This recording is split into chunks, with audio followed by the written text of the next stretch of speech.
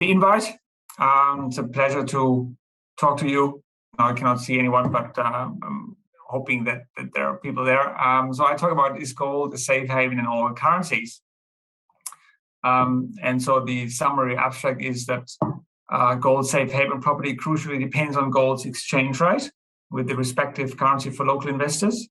And I'm using a sample of 68 international equity market indices to demonstrate that currencies significantly affect the strength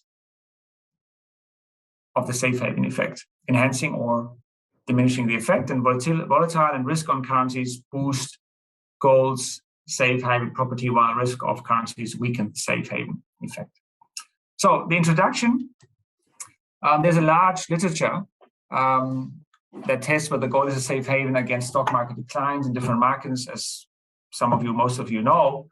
And gold can only play different roles for investors with flexible exchange rates, as any change in the gold price would be the same if all currencies were fixed. So non-brainer, but it has big implications for the most countries that have flexible exchange rates or currencies. So one example is if all stock markets fall together in a crisis and the price of gold increases in US dollars, gold is a safe haven for US investors, but not necessarily for investors in other countries with different currencies.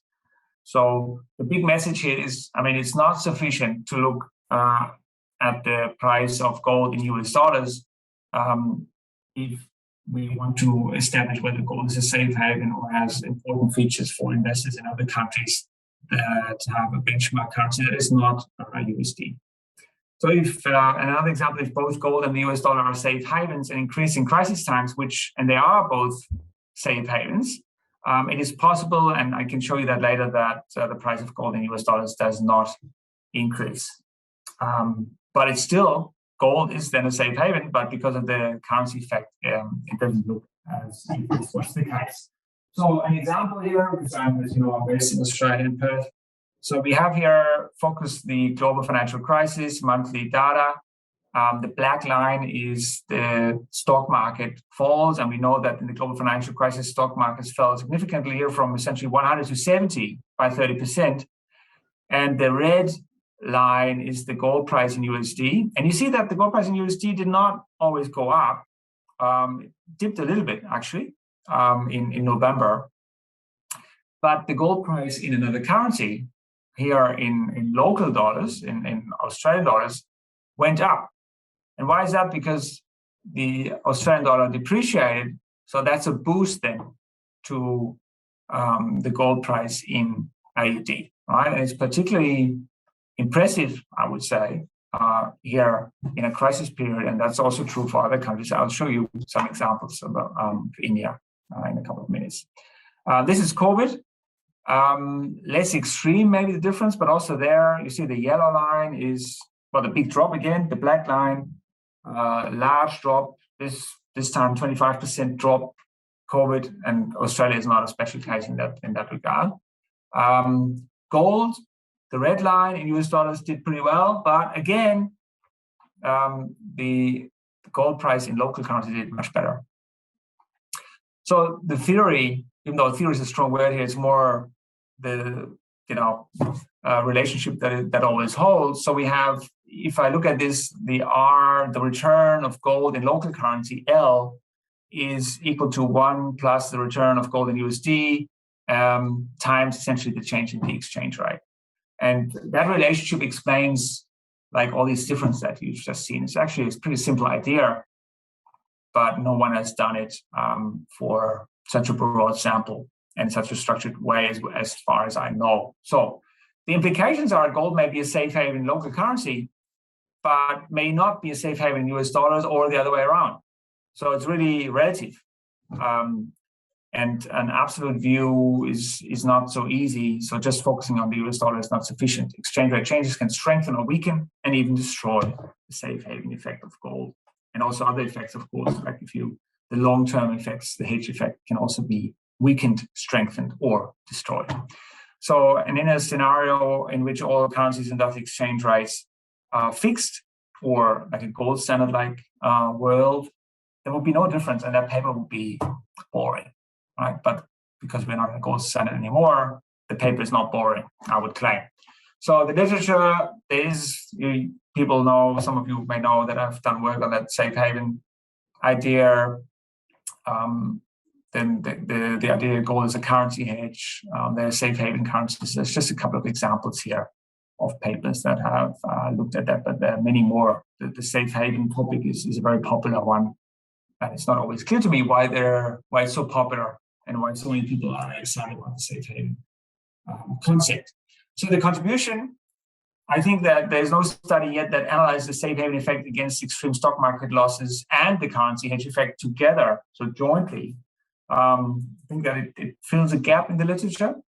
And the empirical analysis is also based on an exceptionally or unusually large sample. So not just you looking at 10 markets, 20, but 68. And so I get a broader view. So the data, I'm using monthly data. And the monthly frequency is important because I have written papers that say that the safe haven effect cannot really be identified on a monthly basis because a lot of that happens on a daily basis, so within 10 days. But the special thing is when we combine it with currencies, I get longer term effects. And so that's also an important contribution and insight, perhaps. So here, if I look at the correlations, three different kinds of correlations, because I can look at the correlation of the local stock market, stock markets in local currency, and gold in USD. That's the black line in the middle. And you see that among 68 countries, the correlations vary between minus 0.02 and 0.4. Then I can look at the correlation of the stock markets in local currency and gold in local currency, which I think is the most important one for investors that are not international investors, that are not US dollar-based investors. That's the blue line, and that's more to the left, as you can see. And then the red line is the one all in USD, which is essentially a US investor.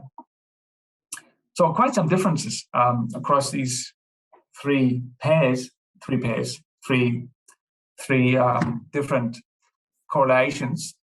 And I would advocate for that the most important is the blue line, or that at least that contributes to the literature. Now here, if we go into that correlation and look at all countries, I know that you're interested in India, and India is, last night I looked for it specifically, and I remember that it was somewhere here. Yeah, so that's it is on the top panel, number 5 or 6, right? And it says that it's quite a large correlation, but that's the local currency stock market with the gold in USD, which is maybe some people look at that, but I think it's not too important for the typical Indian investor who thinks in local currency. So the more interesting one is, I think, this one here, and there India is down here, and the correlation is negative, which means that when the stock market in local currency falls, gold in local currency goes up, which is what you want, and that's good news for Indian investors who use gold in addition to all the other things that Indian people like to use gold also as a safe haven or a hedge against stock market losses.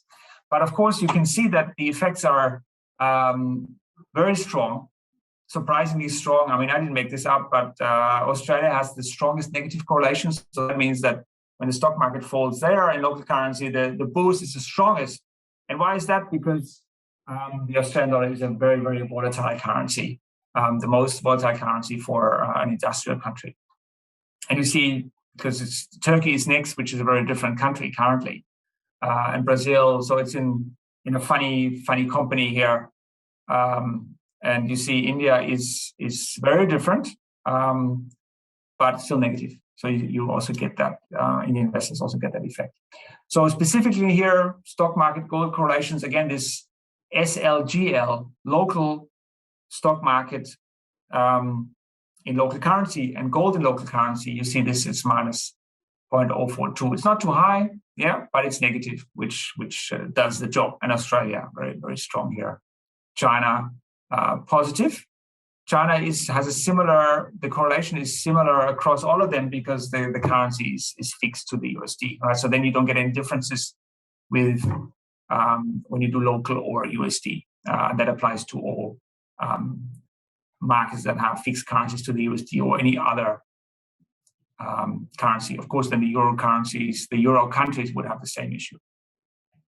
Summary statistics. So how often do we have, for example, positive correlations here in that middle SLGL? So what is important for local investors that care about what does my local stock market do in local currency and gold in local currency, because that's what I care about. So I have 14 of the 68 markets have a positive correlation and 54 are negative. So the 54, gold does what you would hope as an investor perhaps it should do. It has that safe haven effect. Then something similar for the British pound, for example, you again see that divergence, right? So in local currency, gold goes up much more than in USD. And we see that across the board since GFC, much stronger than gold, similar to what we've seen in Australia before.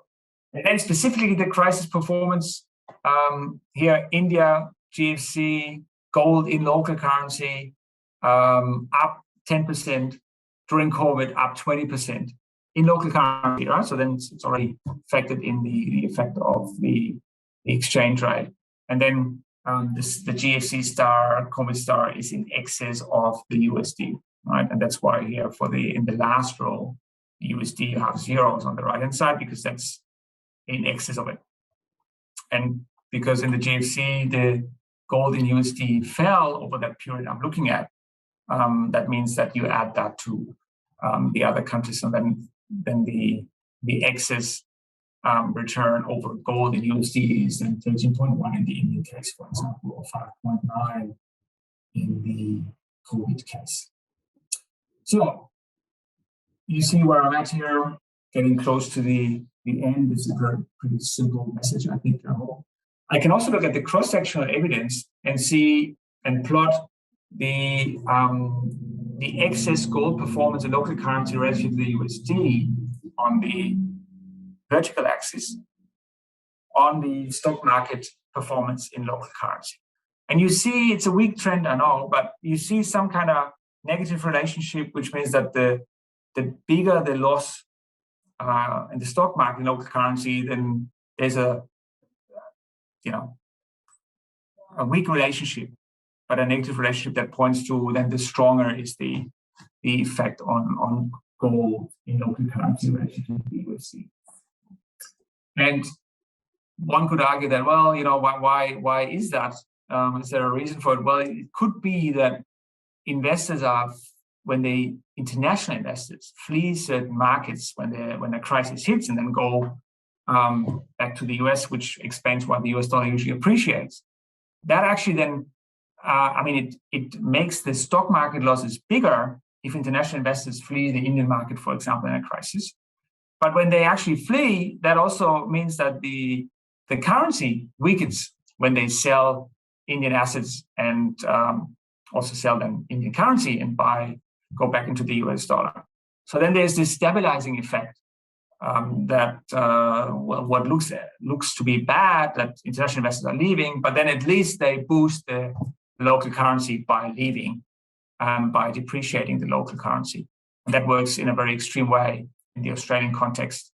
As I said, very volatile currency. Is there an irony? Maybe, right? The safe haven effect works best the larger the losses due to international investors' flight to quality is. I think it's a funny irony, and I'd be interested to know what you think about that.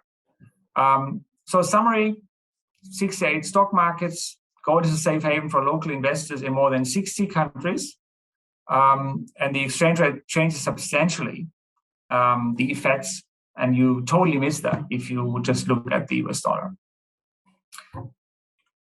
And the last slide is gold safe haven property is not fully understood. It focuses on gold in only one currency, as I said, right? Single currency changes are more persistent and longer lived than the rather short-lived pure safe haven effect. That doesn't take into account the currency effect. So I said that usually it's 10 to 15 days, but the joint effect is much longer. Capital outflows are a potential key determinant of the enhanced safe haven effect.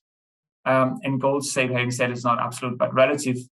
So I know it's a strong strong statement, but I thought I give you that as a, why don't we call that the gold relativity theory, right? Because it's not, the hypothesis is strong, because it's not sufficient to look at the performance of gold in USD only, right? And it's really all relative based on the currency in the local market. So thank you very much. Thank you for inviting me. I think it's for the 5th year. I've been physically present 3 times, I think, and now twice online. Maybe next year I can come back again physically and talk to each other. Like, you had very interesting presentations early today, and I would have loved to be there in person. Thank you. Any questions? So thank you, Dirk, for an interesting presentation. Any thoughts on how you see the evolution of this safe haven status, specifically in the context of cryptocurrency, for example? I'm asking you to speculate a little bit now, but even academics have the luxury of doing that once in a while. Yeah. Well, I mean, we know that, or there was a lot of talk that Bitcoin is a safe haven, right? And there were many papers written before COVID hit that Bitcoin would be a safe haven, and then COVID has shown that it failed miserably, right? So it fell, I think it dropped by more than 50% when COVID hit. Clearly not a safe haven. And I have, people can confirm that I always said, I mean, you cannot say that something is a safe haven if you've never seen a crisis. So we have to wait for the crisis. And it's the same with now that inflation is back. I mean, then to say that Bitcoin is an inflation hedge, yeah, maybe, but we have to see, right? Because we were clearly in a long period of no inflation, essentially. So theoretically, there are good arguments for Bitcoin to be an inflation hedge, but it's not proven yet, and we have to see. This time could be different. Maybe it's not. And what about asset allocation? What about asset allocation? Because one is given to understand that a lot of investment banks are now putting crypto as part of the set of assets that they recommend to their clients. So gold is one, crypto is another, then the usual set of financial instruments. Do you see crypto as a substitute, or at least an additional asset in the basket of assets for financial asset allocation? Yeah, it's a good question. Thank you. So I've done some research, and whatever I do, and I've spent several weeks now on this year and also last year, I cannot find any evidence for cannibalization or for a substitution effect. And everything I read about that, there's clear evidence. I mean, this is generally not supported with data. What I think I can see is more that there's a new asset coming along and that they will coexist, so that gold may, currently it looks as if gold will remain, can keep its role it used to have. Also, when in another paper, I look at all the 13F filings of institutional investors in the US hedge funds, and there's no tendency that they get rid of it and substitute that all with Bitcoin. There's the only thing I can see is that they add a little bit of crypto to it. And so that to me points to something that they both coexist at some stage, but no substitution. Okay. So thank you very much, Dirk, for... The next segment is the paper presentation and panel discussion on gold smuggling in India and its effect on the bullion industry. The panelists are Professor S. Maria Immanuvel, St. Joseph Institute of Management. Sir is a strong education professional with a PhD focused in world gold markets from Pondicherry University. Professor Maria has a mix of industry and extensive academic experience of over 8 years. A dynamic and dedicated researcher in finance, focusing on world gold markets. His was one of the few papers accepted for presentation at the Conference on Finance meeting on gold at Germany. So, okay. He's joined online by Dr. Lazar. Professor Lazar is the faculty in School of Management, Pondicherry University, for the last 1 decade after serving at Loyola College, Chennai. He's a qualified cost accountant with a professional diploma in management and a recipient of the Best Researcher Award for research in the area of social science. He worked in Bhutan under TCS of Colombo Plan and deputation by the Government of India and organized 4 international conferences on microfinance. he's also accompanied by Ms. Raghavendra, I hope I have pronounced that correctly, who is pursuing a postgraduate diploma in management from St. Joseph's, Bangalore. So. I think I need to clarify that that was a paper representation, not a panel discussion.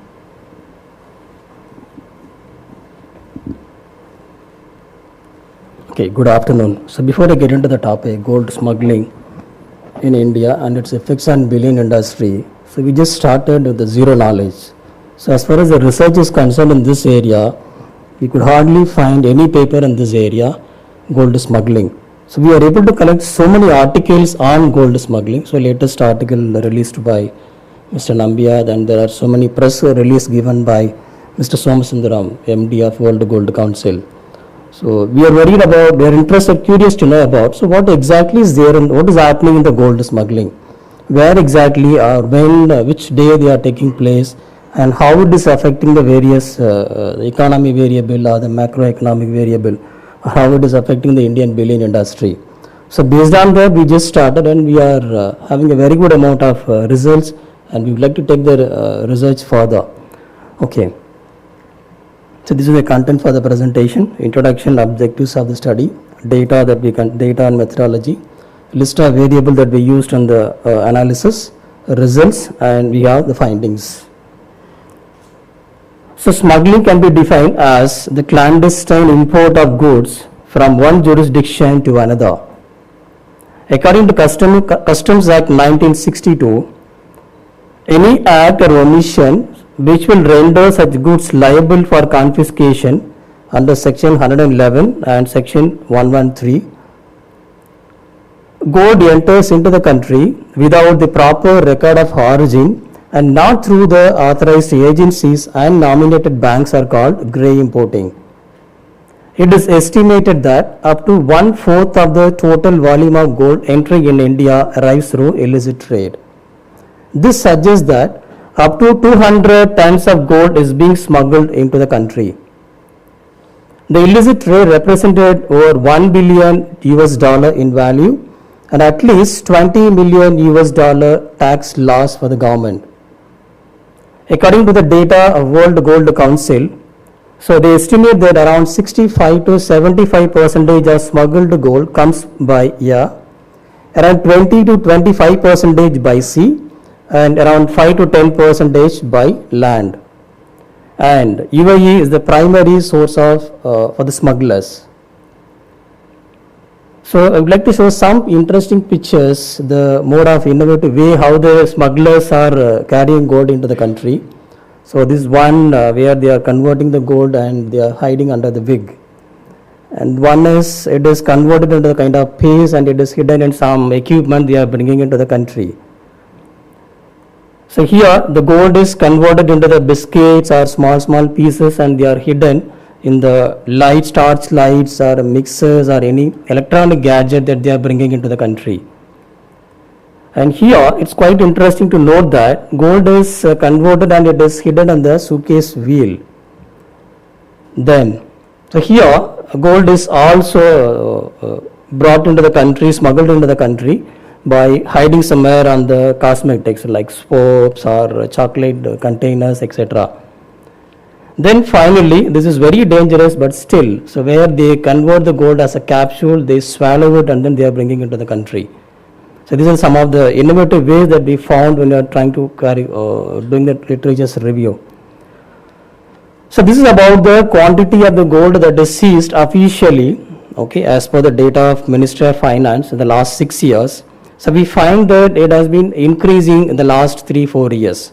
So for the year 2020 and 21, the data is available only up to August 2020 and it is the COVID period. So, and out of this COVID period, around 3-4 months, it was under lockdown. So it is very less in the year 2020 and 21. But in the previous 5 years, it shows an increasing trend. And about the value of the gold seized on the various places officially by the DRI members.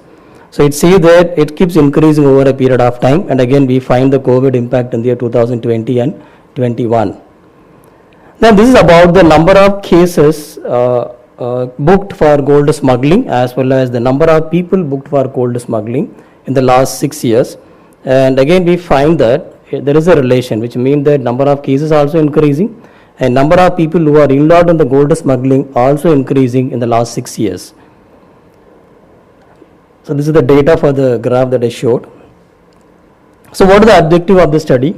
So to assess the relationship between gold smuggling and other variables like exchange rate of rupees against major currencies, stock market indices, domestic and international gold price, domestic and international gold demand and supply, and change of customs duty in our country. And we try to analyze how it is affecting the Indian bullion industry. To some extent we tried.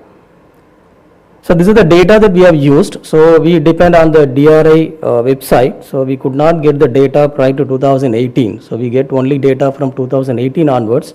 And we have taken the data till December 2020. So this is the website that we have used for collecting the data. DRI website, World Gold Council, GGPC website, RBI website, and then LBMA and DGFT. So what are the methodology that we adopted? We used graphs to show the trend that is there in the gold smuggling, and simple correlation analysis, and also a simple pairwise Granger causality test by combining two variables, how they are influencing each other in the long run as well as in the short run.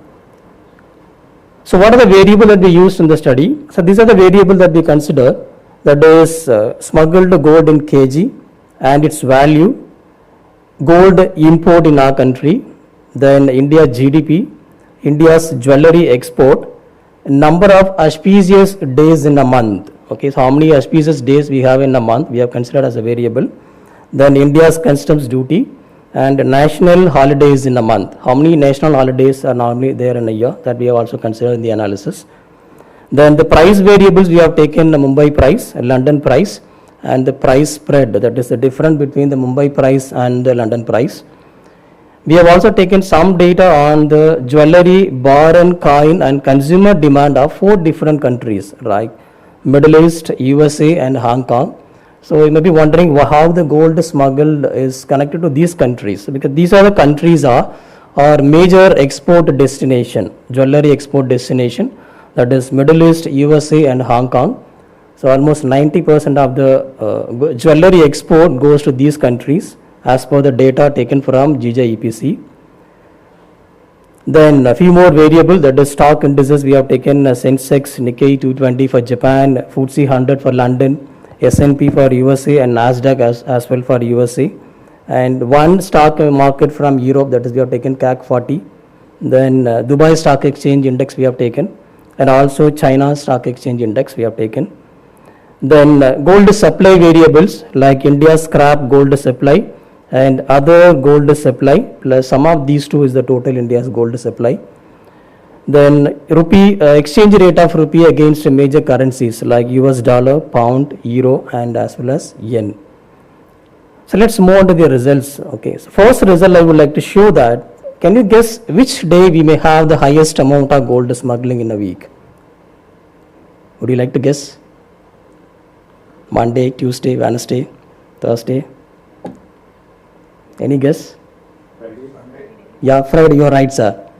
So we find on Friday, we almost have the double the amount of smuggle takes place on other days. It's quite interesting to note that. So we are confused how to interpret this data. Like maybe smugglers are they looking for auspicious day to smuggle the gold into the country. We can also look at it in a different way. Maybe the customs official, they are very sincere on Fridays.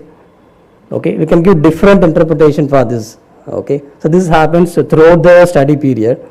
So on Friday, almost double the quantity is smuggled into the country, right? So this is very significant result we found. So not only throughout the study period, but also during the study period we find, right? So on all Fridays, say it is peak, okay, year 2020, 2019 and 2018, we find that Friday accounts most of the gold smuggling. So maybe it's a weekend in Dubai, maybe that day they are trying to bring the gold into the country, right? So we can give many interpretation for this, but still we could not support any literature's review for this. Then, yeah. So next I would like to guess something, which month in a year we record highest amount of gold smuggling? Any guess? Sorry? No. That's the least. So let me share the result. So it takes place mostly in the year end. Okay, so we have October, November, December, the highest amount of gold smuggled into the country. So we have to talk to the smugglers. Okay, so April and May, July is the least, and if you look at throughout the study period, the result is quite interesting. So look at the year 2019. So it starts in the month of July and it goes to the peak in the month of December, and it comes down in the month of January, and again it starts in the month of July. So we do not know what is happening with the smugglers or smuggling industry, how they are doing. Why are they very specific on this particular month? We are not sure about it. These are figures of gold which was officially seized by the DRI members in various places in our country. Now that is taken from the source. In the introduction stage we have taken, but what we are presenting here is just hardly less than 20%. It means it includes both official as well as unofficial. It means that what I am presenting is the data taken from the DRI website, the quantity of the gold seized by DRI members. But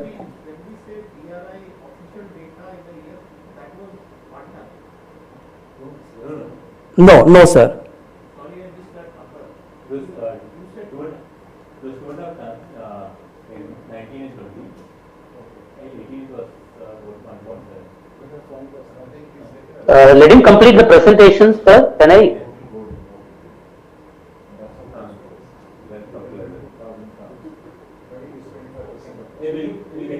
The questions are tricky because anybody who's trying to attempt answering it correctly, you might assume that he's somehow connected with that activity. So just give a disclaimer before you are answering. So this is the one who answered first. Sure, can I proceed? Okay.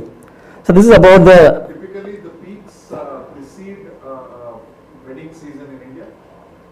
Maybe, yes sir, there is a relationship. I will show you the graph, how the gold is smuggling and the auspicious days in a month. I have a graph. No, can I interfere? Can he complete the presentation, please? Yeah, no, go ahead. Okay, yeah. Then we are interested to know what is the region wise. Any guess would like to have which region registered the most amount of gold smuggling in India? Any guess? Yeah? Okay, so let me show the results. So it is east, north, northeast, and all the regions almost significant except northeast. And there is one category called unknown because we could not get the place of the gold seized. So they have given the date and the quantity that they have seized, but the place is not mentioned in the DRI website. So we have put it as under unknown category. Okay, so this is the region, different region we are trying to assess how the gold smuggling takes place. And I will also show you the state-wise results also. Sorry? No, I'll show the state-wise results also. So which are the states comes under east, west, I'll show you the results also. It is there.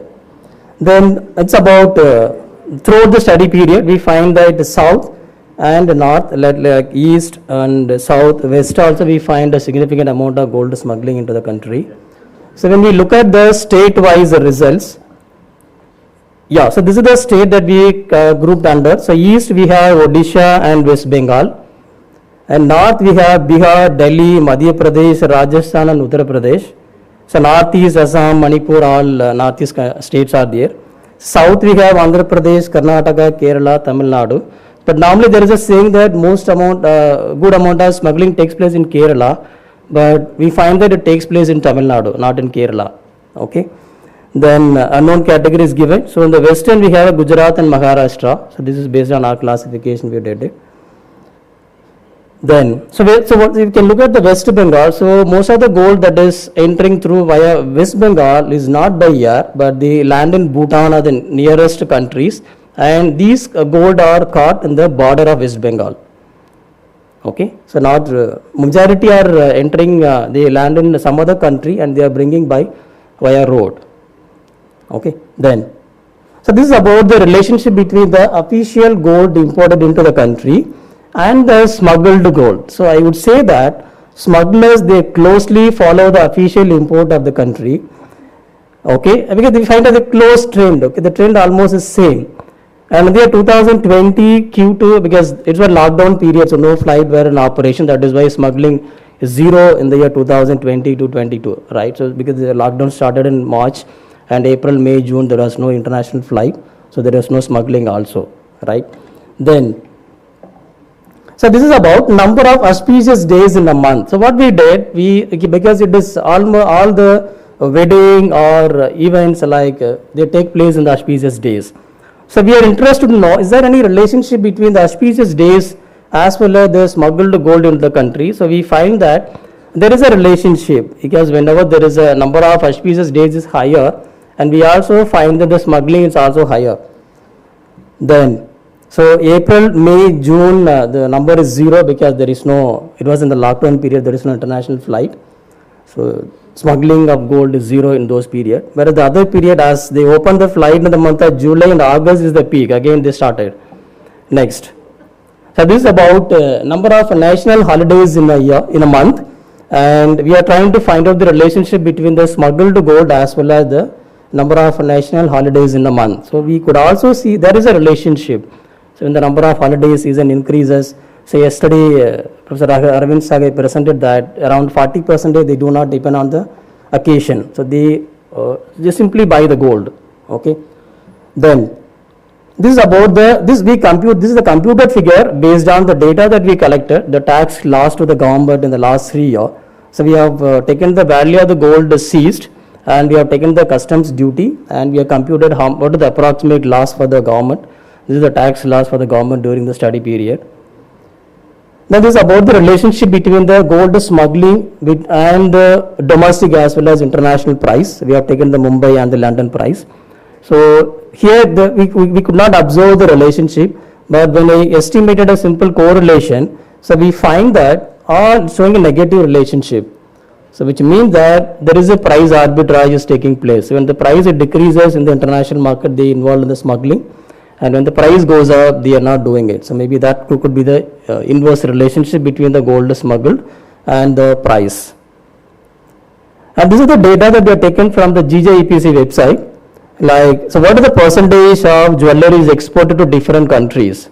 So like it shows that around 90% of the jewelry export takes place to these 3 destinations, right? So we are interested to know. So how is there any relationship between the smuggled gold between the countries, the highest importer of our jewelry, and the smuggled gold that's entering into the country? The results are quite interesting also. So when we computed for the India, it says around 0.81 relationship. There is a high positive relationship. So which means that higher the gold smuggled into the country, and there is a greater demand for smuggled gold into the country. Then we estimated the correlation between the smuggled gold and the Middle East. So we also find that almost same percentage relationship is there, 0.81 between the smuggled gold and the Middle East demand. And we also find the same relationship is still higher for Hong Kong. So morning I was discussing with the GGIPC member, and he said Middle East and Hong Kong, they buy Indian jewelry and they again re-export to some other countries. So to their destination. So which means that they highly, maybe what we can interpret that smuggled gold is converted into jewelry and they are exported back to those countries. And again, when we looked at US, it is very less, because US is importing the gold not for re-exporting to some other country. So based on the input that I received from the GGIPC member this morning. Next, we estimated the relationship between the smuggled gold and the jewelry export in India. So we find it is positive, it is 0.42. So maybe portion of the smuggled gold is converted into jewelry and maybe used for exporting purpose also. Then we also estimated the relationship between smuggled gold and gold supply in India. So it's very high, which means that smuggled, though it enters into the country illegally, but it increases the gold supply in our country. So both the total scrap supply, other sources of supply, and the total supply, the relationship is 0.76 positive.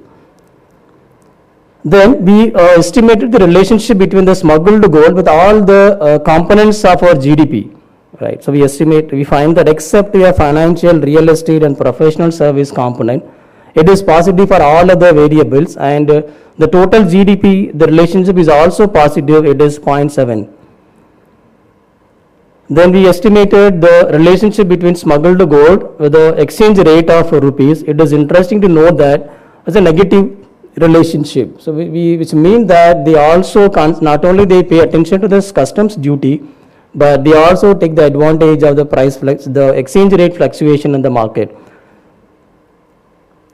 Then smuggled gold along with the major stock market indices.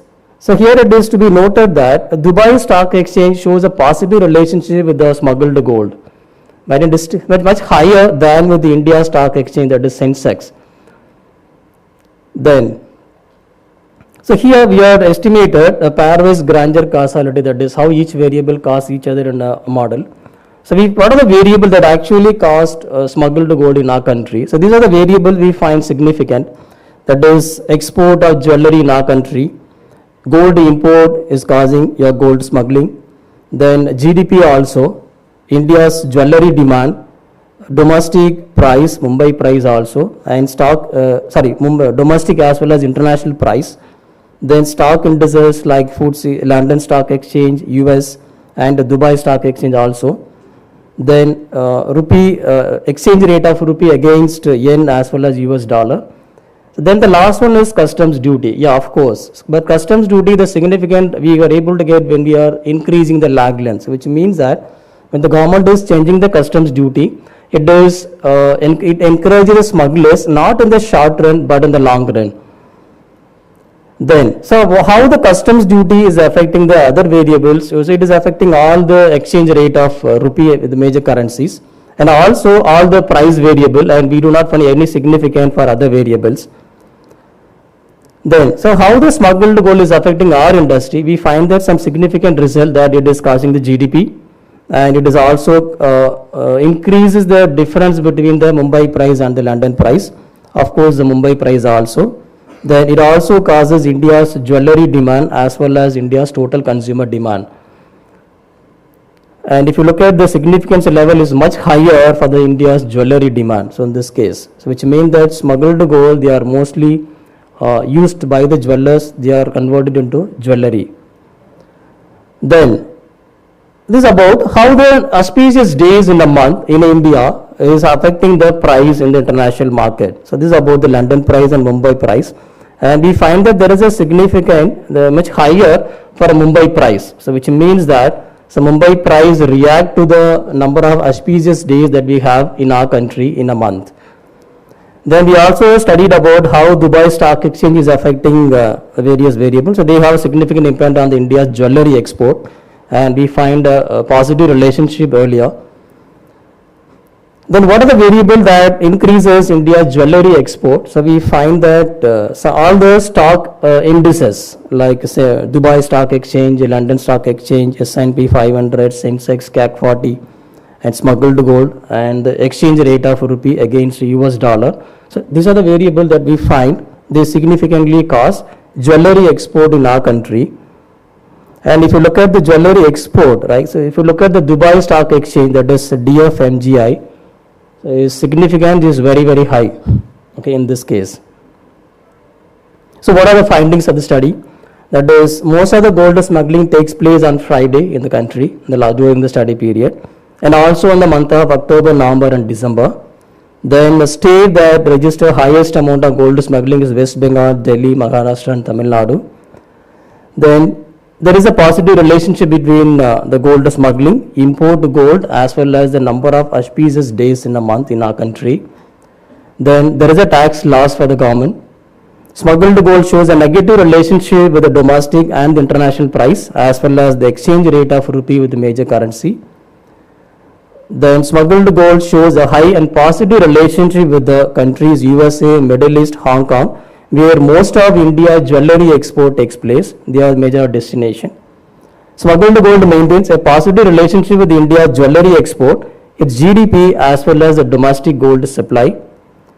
Smuggled gold shows a positive relationship with all the stock indices that we consider in the study, like Sensex, FTSE 100, Dubai Stock Exchange. Smuggled gold in India is caused by other variables like India's official gold import, jewelry export, GDP, country GDP, domestic and international gold price, exchange rate of rupee against USD as well as yen. Then India's customs duty on gold encourages smugglers not in the short run but in the long run. India's customs duty on gold causes the exchange rate against major currencies, domestic as well as the international price. Smuggled gold causes India GDP and its jewelry demand as well as its price also. So auspicious days shows a significant impact on the domestic as well as international price. Then all the stock indices as well as the exchange rate of rupee against USD and smuggled gold significantly cause India jewelry export. Yeah, so these are the findings of the study. So because some of the findings we are able to show the results, but we could not give you the reason why, because we are trying to find out, because we could not have any study prior to that. We always depend on the press reports of the IGPC members or the World Gold Council. So we welcome your suggestions, opinions on the study. Thank you. Thank you, Maria. Just, did you do text mining? How did you arrive at these seasonalities? Which 690, sir? No, the seasonalities that you came up with, seasonality graphs. Okay. Did you do text So we mining? compiled the data from the DRI website. Oh, okay. DRI website has given. It has the data, the date, the quantity they smuggle, and the value of the gold smuggled, and place where it is captured, or it is airport, or because the unknown category we do not know the place. Okay. But there is a date. So based on the date, we pulled out the day in a week. So which day actually interested, Monday, Tuesday, and then we carried out the analysis. Okay. And some of my thoughts on why Fridays are typically when most workers they travel from Dubai to hand over the money in Karama. Okay. For the purpose of converting to dollars and then remitting. Okay. So that's the period. So on those days, it makes it easy to move the funds as well as the gold. Yeah. So people are available to travel as well, the carriers. Okay. And the end of the year is primarily the tourist time. Okay. So that's the way. Maybe. That's what I think. Sir. I'll consider. I'll take it. And yeah, you have a customs expert. We love to have the data prior to 2018. So if you are able to help us prior to 2018, and we could come out with a very good amount of results. How would you, so this is DRI data, right? Yes. So this is seized gold. Yeah. What would be your approach to actually estimating the amount of smuggled gold that is coming into the country? I mean, there has to be a correlation between what is seized and what is the total amount. Yeah. But would there be a way of putting together an independent estimate? We show the relationship. Not from DRI data, but from some other data, actuals. I mean, is there a way that you can think of? So can you please check this graph? So we have recorded the official gold import into the country and the smuggled gold. So this is the data. So the blue ones is your official gold imported, so taken from WGC website. And the line shows the smuggled gold. So both are converted into kg. Just to compare, we have converted them into kg. The estimate of the smuggled gold from WGC, where does that estimate come from? So we have to, I am not sure about it. Because we have taken the data from WGC website. We do not know their source. Thanks.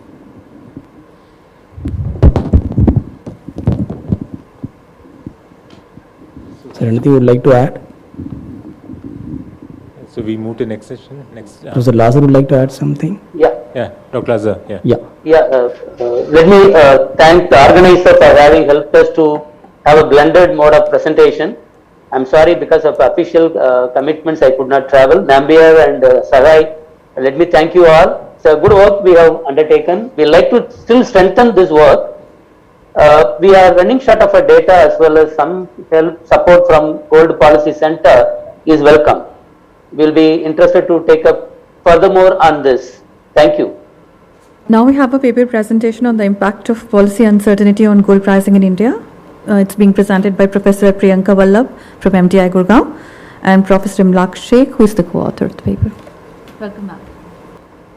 So good afternoon, everyone. This particular project is a collaboration between MDI Gurgaon and IGPC-IIMA Ahmedabad. Basically, this project consists of two-phase study. The first phase study was based on the secondary data, and this paper is based on the first phase study. The second phase study is based on the primary data, in which we interviewed bullion traders, 30 bullion traders across India, and that is a qualitative study. So this is a part of our first phase study. This is the outline. First of all, we are giving a short introduction about the paper, Demand and Supply Scenario for Gold in India, Measuring the Policy Related Uncertainty, followed by the theoretical background and literature investigation. Third is data sources, description and preliminary analysis, followed by our empirical model, hypothesis development, results and discussion. And in last, what are the policy implications for this particular study? So as all of us know that India is one of the largest consumer of gold, and buying gold is intervened with every occasion in India, such as wedding, religious ceremony, celebration. And the literature also suggests that the demand of gold does not depend on per capita income, as Indian consumers view gold as an asset to protect them from volatility and uncertainty in other assets. So according to WGC data, demand for gold in India was around 690.4 tons, the second highest in the world after China's 899.5 ton. So, but there is also one catch, that most of the gold demand is met by import, which can be attributed to the insignificant mining and recycling of gold in India. So in 2019, India imported around 646.8 ton of bullion against a domestic supply of 130.68 tons. So since there is a large import, and therefore the gold contributes to a high current account deficit in Indian economy. So next, it is only next to the crude oil. So to reduce the high current account deficit, government policies are traditionally framed to reduce the gold imports. So these policies are in the form of time-to-time regulations and circulars by RBI, CBDT, DGFT and BIS. So one example can be the GMS or the gold monetization scheme, which has been modified as the earlier gold deposit scheme and gold metal loan scheme. They were intended to reduce the import of gold and mobilize the gold held in the households and institutions of the country. So we have, so our study basically tries to uncover the relationship between the policy uncertainty and gold prices in India, considering a timeline from 1963 to 2020. So if we look at the existing literature on gold price, so gold price has always been instigating for academicians, researchers, policymakers. So if you look at the literature on gold price, then initially when the period of classical gold standard, when gold had a strong monetary function, the gold price was linked primarily to demand for monetary use, regardless of the supply. But after the dissolution of the Bretton Woods system in 1973, the monetary function of gold declined and literature on gold prices emerged in various streams. So we are not discussing what are the various streams, but this particular paper is strengthening the stream which investigates the impact of policy uncertainty and regulation related issues on gold price oscillation in the context of India, which is the second largest consumer of gold in the world after China. So how we have done that? We have basically investigated the effect of major macroeconomic indicators such as monetary policy meetings, GDP reports and other macroeconomic reports on gold pricing in India using the MCX commodity index and World Gold Council prices. The study investigates the extent to which the policy uncertainty captured by IEPU.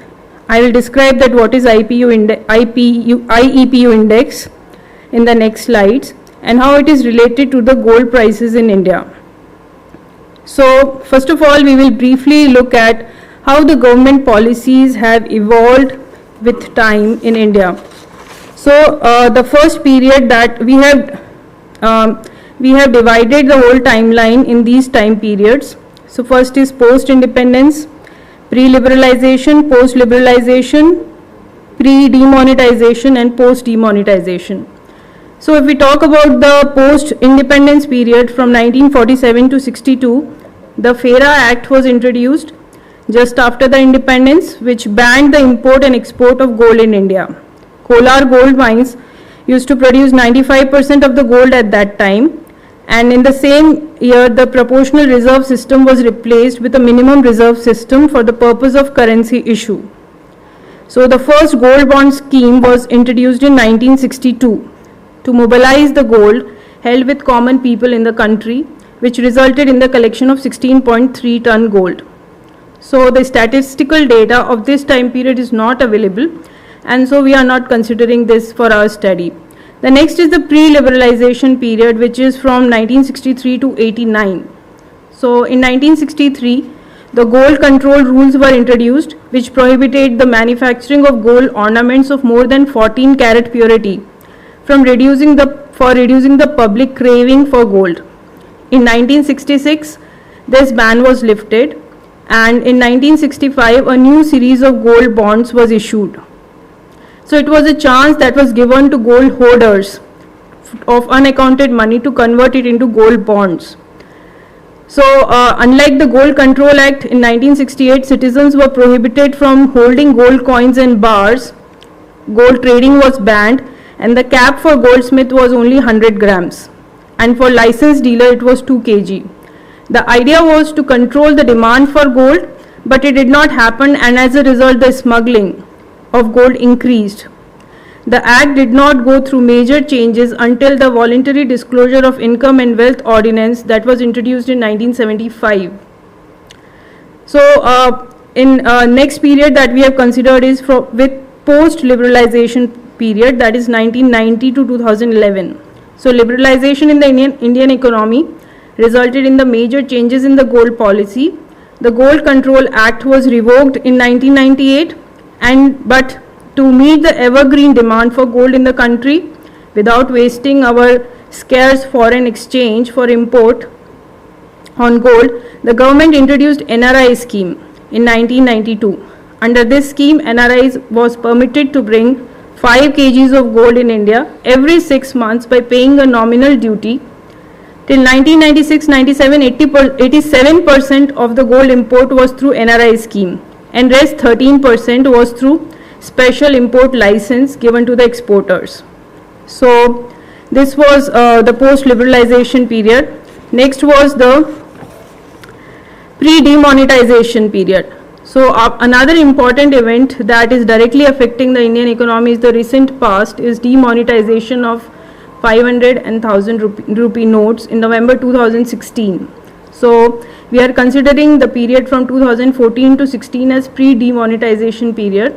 So in November 2014, the government lifted all restrictions on the gold import and also the 80:20 scheme. So this 80:20 scheme was introduced in 2013, and under this scheme 20% of every lot of import of gold imported to the country is exclusively made available for the purpose of export and the balance for domestic use. So proponents of this scheme support the scheme by stating that government introduced this scheme to curb the gold smuggling, whereas the opponents they say that it encourages gold smuggling, gold hoarding and artificial inflation of the retail prices. So after the demonetization in 2016, this 80:20 scheme was withdrawn. So next, the another thing that happened was introduction of 3 new schemes, the GMS, GDS and other schemes, and another is the post-demonetization period, which is the 2017 onwards. So demonetization resulted in an abrupt surge in the gold prices due to high purchase in the black market. Gold bars and jewelries were brought at a premium of up to 50% in the exchange for the banned currency note. But after the action taken by the Income Tax Department, the gold prices dropped as the demand for gold came down eventually. So this is a small, snapshot of how the government policies have changed over period in India. So what our results indicate is that the uncertainty and gold policy in India are positively related. This suggests that higher degree of policy uncertainty results in higher gold prices. Further, the study reports that the monetary policy uncertainty and interest rate changes have adversely impacted the gold prices in India, and they are more pronounced after 2015. So how we have measured the policy related uncertainty? So we have used, as I just mentioned earlier also, that we have used a index called as the Economic Policy Uncertainty Index. So this index was developed by Baker, Bloom and Davis. And how they developed it? They developed it based on the newspaper archives by text mining for the economic and financial keywords such as economy, uncertain, uncertainty, deficit, monetary policy, gross domestic product, legislation, regulation, which appear frequently in the newspapers and online portals. So this index has received market validation and has been used by several market data providers including Bloomberg, Reuters, etc. So in the case of Indian context, the Indian EPU has been developed with the same approach as the American one, and they have built it using 7 Indian newspapers: Economic Times, Times of India, Hindustan Times, Hindu, Statesman and Indian Express and Financial Express. For each paper, they counted the number of news articles containing at least one term from each of these 3 terms: uncertainty, economy, policy, regulation, central bank, monetary policy, etc., etc. So this is how the policy related uncertainty was captured. And from now onwards, I will ask my colleague, Professor Imlaq Sheikh, to carry forward.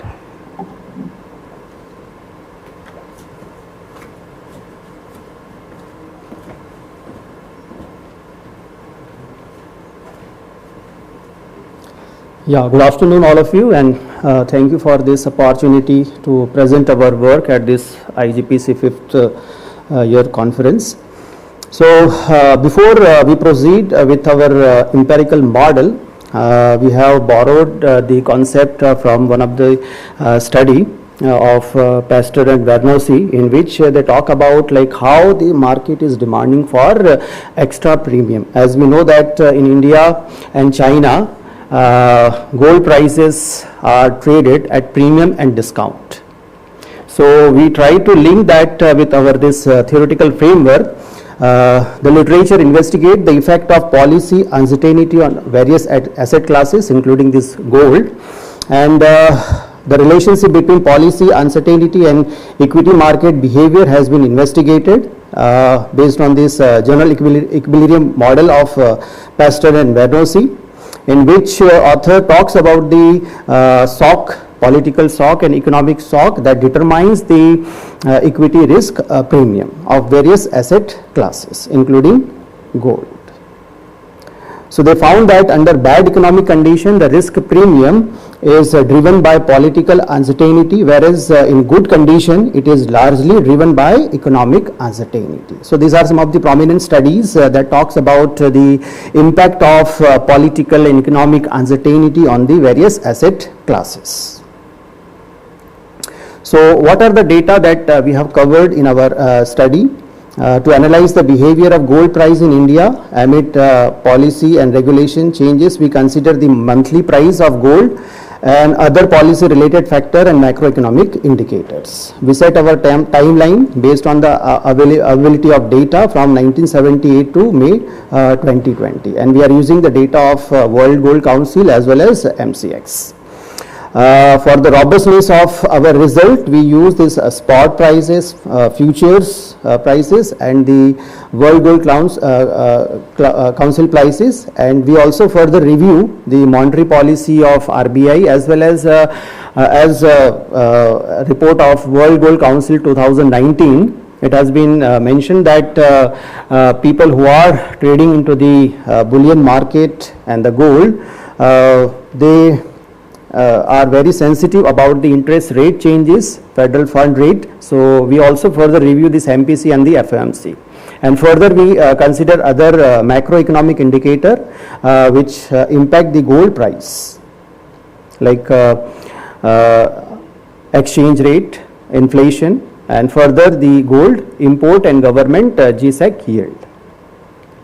And policy uncertainty has been expressed using this EPU India, EPU US, and further we also consider this geopolitical risk, India as well as global, because of as we know that gold is one of the safe haven asset. So whenever some kind of market uncertainty is there, more political uncertainty, geopolitics lead to investment towards safe haven asset. So these are the temporal plot of gold prices and the gold import, okay,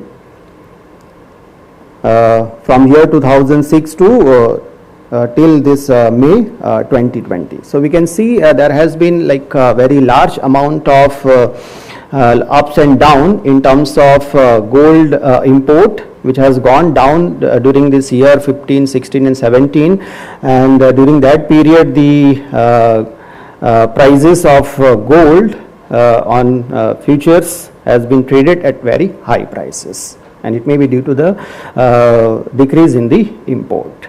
And this is the correlation matrix in which we present like what is the correlation between futures and spot price and the prices reported by World Gold Council in terms of inflation, in terms of economic uncertainty.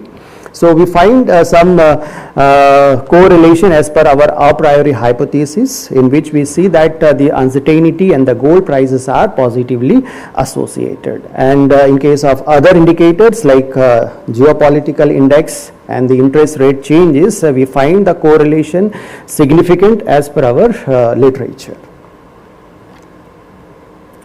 And this is the time series plot of gold price and the economic policy uncertainty in terms of futures and the spot, which shows the positive association. And when we do the subsample analysis, somewhere like the correlation is highly significant during this crisis period, especially during the global financial crisis.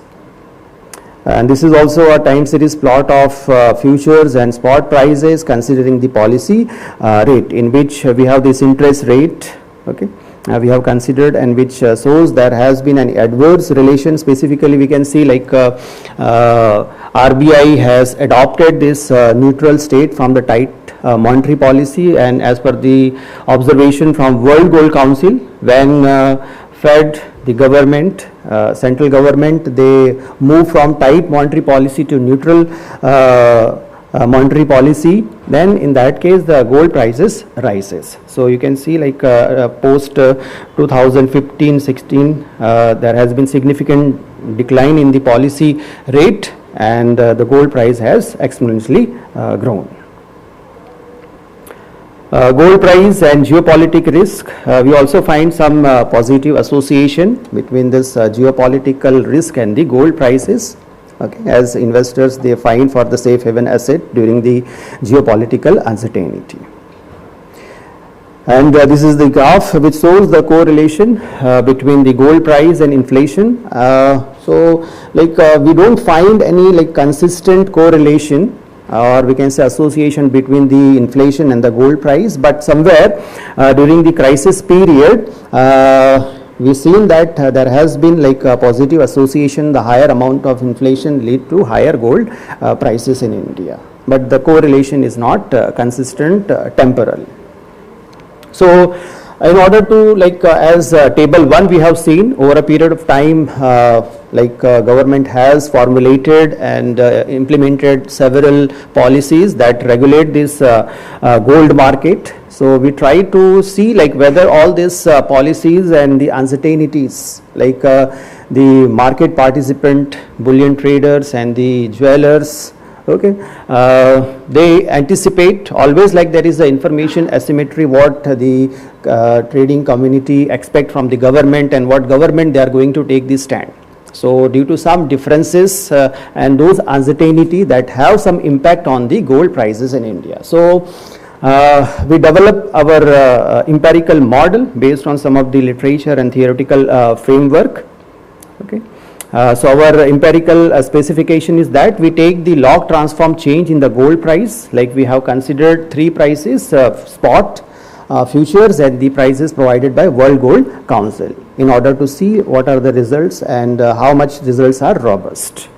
So here you can see U is the variable that measure the uncertainty, okay, and ZIT are the control variable, other variable. Okay, and second equation is we create the indicator variable, dummy variable, which is going to measure the impact of monetary policy uncertainty on the gold price. And further regression model number 3 that tries to gauge what is the impact of changes in the government policy. So for all those timelines we have designated indicator variable, dummy variable for all those different timelines, and we try to see what is the impact in terms of uncertainty and its impact on the gold prices. So these are some of the assumptions of our model and their description. Now due to lack of time I am going to move directly on the results and it's a discussion. So we have developed all these a priori hypothesis based on the literature, what should be the possible sign of impact of this monetary policy, impact of policy uncertainty on the gold prices.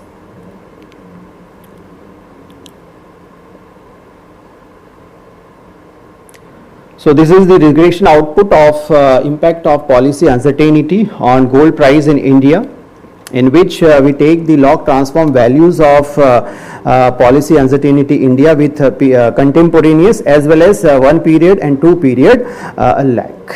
But we can see there are some evidences in which you can see there is a contemporaneous impact of policy uncertainty on gold price at we can say 10% of level of significance. And in case of other variable we have this gold import, exchange rate, CPI, inflation, and we also considered sensitivity index and the commodity as gold prices are explained by all other those factors. So in order to control exactly, in order to uncover the impact of policy uncertainty, we have considered all other control variable, and those all control variable appears as per our empirical model hypothesis and the past literature. So prima facie we can say that based on this table number 3, uncertainty causes gold prices and it impact positively. When there is a higher amount of uncertainty, it lead to higher gold prices in India. And further we see what is the impact of geopolitical risk and the geopolitical risk of India as well as global. So we don't find any significant association result in terms of GPR of India, but when we compare with the GPR global, we find some significant evidences. When we perform the subsample analysis during this global financial crisis, there has been significant positive association between the geopolitical risk and the gold price in India, through all futures as well as spot prices, as well as considering the prices from World Gold Council. Further we attempt to see how this monetary policy, how people who are trading into the bullion in this precious metal, they look at the monetary policy As now we can see most of the federal government, they are planning to move from their lower bound monetary policy to they are going to hike by certain basis point in near future, and now markets are overreacting accordingly. So always the monetary policy has been one of the concern for traders in the bullion market, and especially financing of all those trade deals. They come across with all this policy rate. So when we compare with all this short-term fund rate change, we find some adverse significant relation between the futures prices as well as the short-term federal fund rate change in case of RBI, as well as we further consider the interest rate change in terms of Federal Open Market Committee's rate change, and we find some of the significant evidences in terms of the prices which are provided by World Gold Council. So always like these policy rates are either increased or decreased. So for that we create a dummy, like when there is a increase in the policy rate, we consider 1, decrease 0. So further we have like certain evidences when there is an increase in the policy rate, it adversely impact on the gold price, but when there is a decrease in the policy rate, gold prices increases.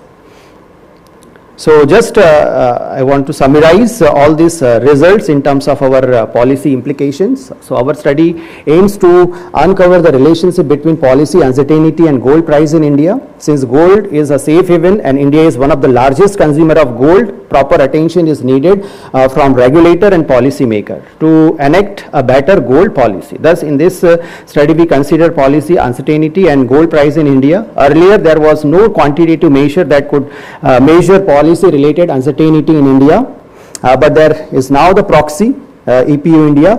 Therefore our work is novel in that context. So the current policies and regulation for gold market fail to accommodate the bullion trading community need and concerns.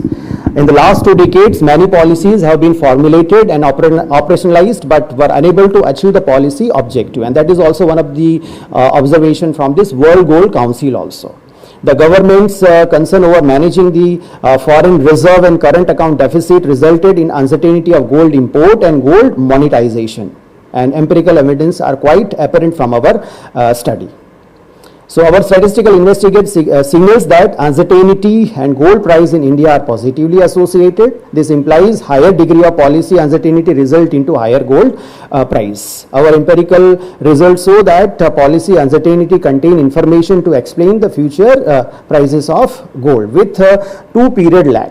So whatever policy changes are taking, it has some lag impact. Suppose today we announce some policy, then it is going to have 2-month or 3-month lag impact. Exchange rate also impact.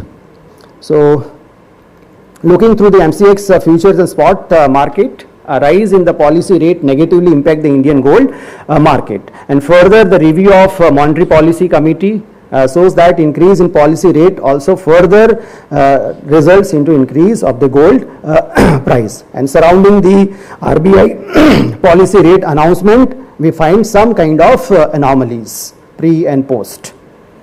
So as an essential finding of the study revealed that interest rate and the central bank's action discourage the gold trading in India, and these are like based on all those subsample analysis. So just at the end, India is one of the largest gold consumer across the world. Hence, India mostly relies on gold import from denominated agencies and bank to meet the local gold demand. There is a lack of an organized market that can track gold trading in India. Hence, India need a regulatory framework so that it can ease the bullion trade in India. Like according to Vatal committee also, there is a proposal for this gold board, bullion exchange in the proposed gold domestic council. Hence, the government action on gold ecosystem and gold policy can help better price discovery and India influence over the world gold prices. Like still, like we are a second largest consumer of gold, but somewhere we are not able to make any impact over world's gold prices. Like we have this London bullion exchange. So thank you, all of you. Thank you, Prof. Priyanka, Vallabh and Prof. Just a question. You had a detailed questionnaire with the bullion dealers, right? So where were those used? So that is a second phase study. That is a primary survey in which we have interviewed around 30 bullion trader pan India. So this is a time series based phase 1 study. So secondary data, and that is another study. So two are separate, in which we have taken the input from bullion traders. That report we have submitted recently 1 month back. Okay. Okay. Allocation, feedback. Okay, thank you. Mr. Arjun Raghavendra is now going to present his paper on customs laws in India and comparing with the best gold practices with respect to non-monetary gold. The previous presentations have been on the issues pertaining to smuggling, price uncertainty, policy uncertainty, discovery, and all of those issues. I'm going to look into the same domain, but I'm going to be looking into it through the perspective of customs laws and how do we make our customs law to the best of the global standards.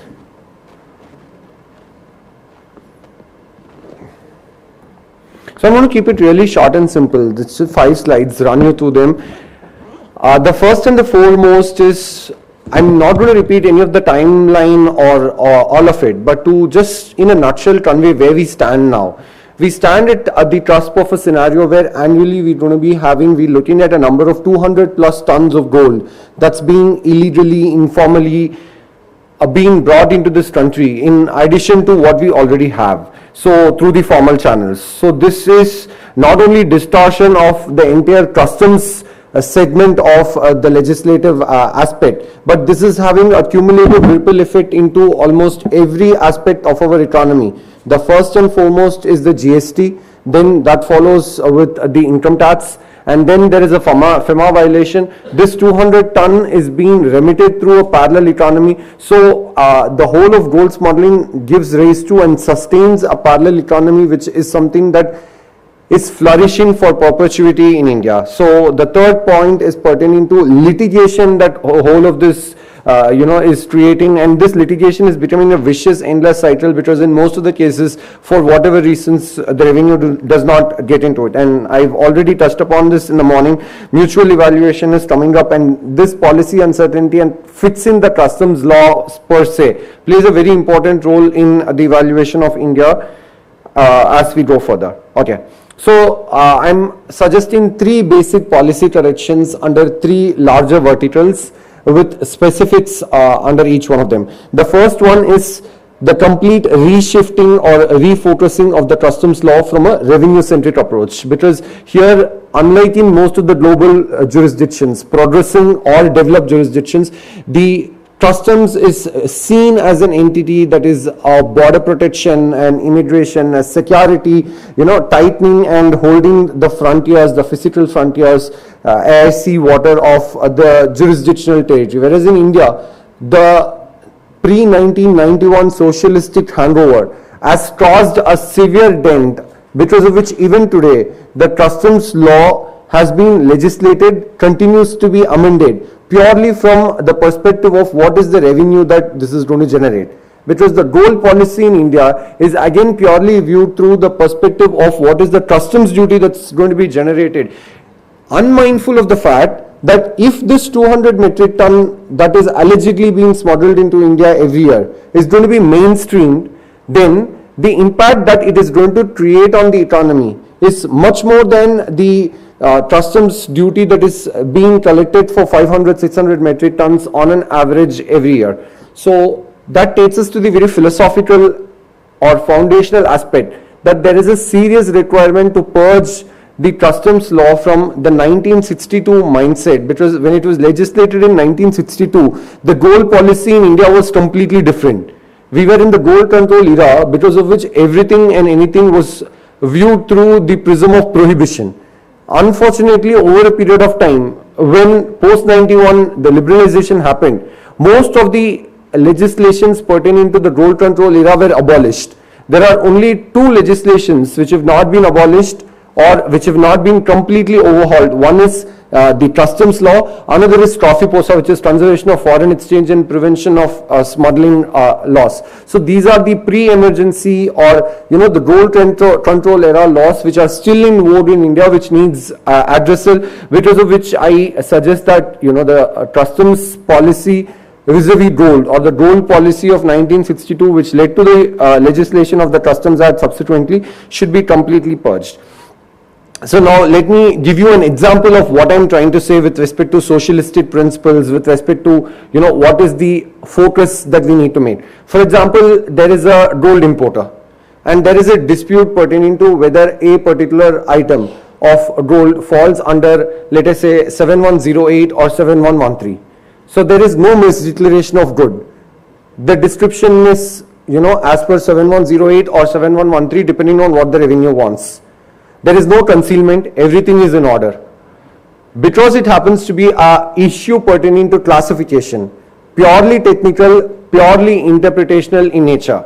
First, as per the Customs Law 1962, this can be called smuggling, because the definition of smuggling as legislated in 1962 makes it so very evident that any violation of the customs law, you've indulged in smuggling and the goods have become liable to confiscation.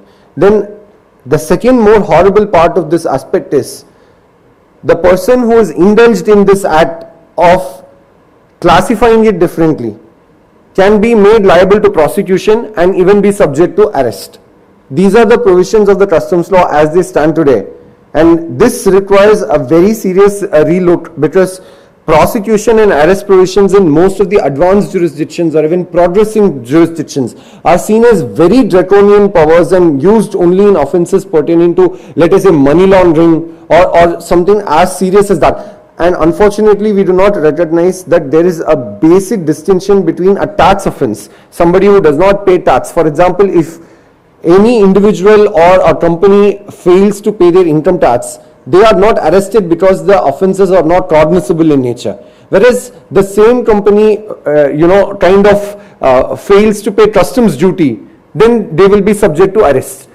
Again, to qualify what I am trying to explain further, if your income tax violation is for 100 crores, you will not be arrested. Whereas if your customs duty violation is for 1 crore, alleged violation is for 1 crore, you can still be arrested. And that is the basic difference between what we're talking about, the pre-1991 aspects of lawmaking and post-1991 aspects of lawmaking. So again, the next issue is pertaining to how we need to categorically and specifically differentiate the offences under customs law from money laundering and foreign exchange. For example, most of the offences emanating from the customs law today, which are scheduled offences to the Prevention of Money Laundering Act, are pertaining to gold smuggling.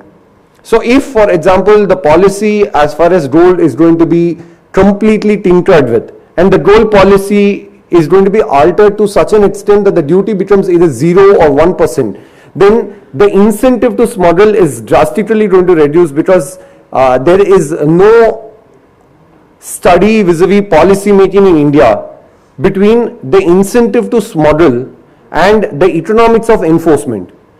Unless and until we are going to establish the correlation or the causation between these two pillars, the outcome is going to be something that's detrimental to the idea of policy implementation. So we finally, the last point I'm trying to make as far as this policy direction is concerned is the whole of the customs law as it stands today, enacted in 1962 and has been subject to so many amendments post 62, needs not just a reframing and redrafting, but complete overhaul, as good as reenacting a fresh customs law, probably 2023, so that this is more in tune with the times we live in, the economic scenario, because post 1991 India has, if I'm not going to be sounding politically incorrect, bid adieu to socialism and we've moved forward, whereas this particular law, along with TROFIPOSA, again, TROFIPOSA, though enacted in 1974, it was an emergency era law, it has been untouched in spite of the fact that we've got FEMA, we've got PMLA, we've got all of those aspects. So that's the rethink that's required. Second most important aspect of my presentation is pertaining to the customs law should be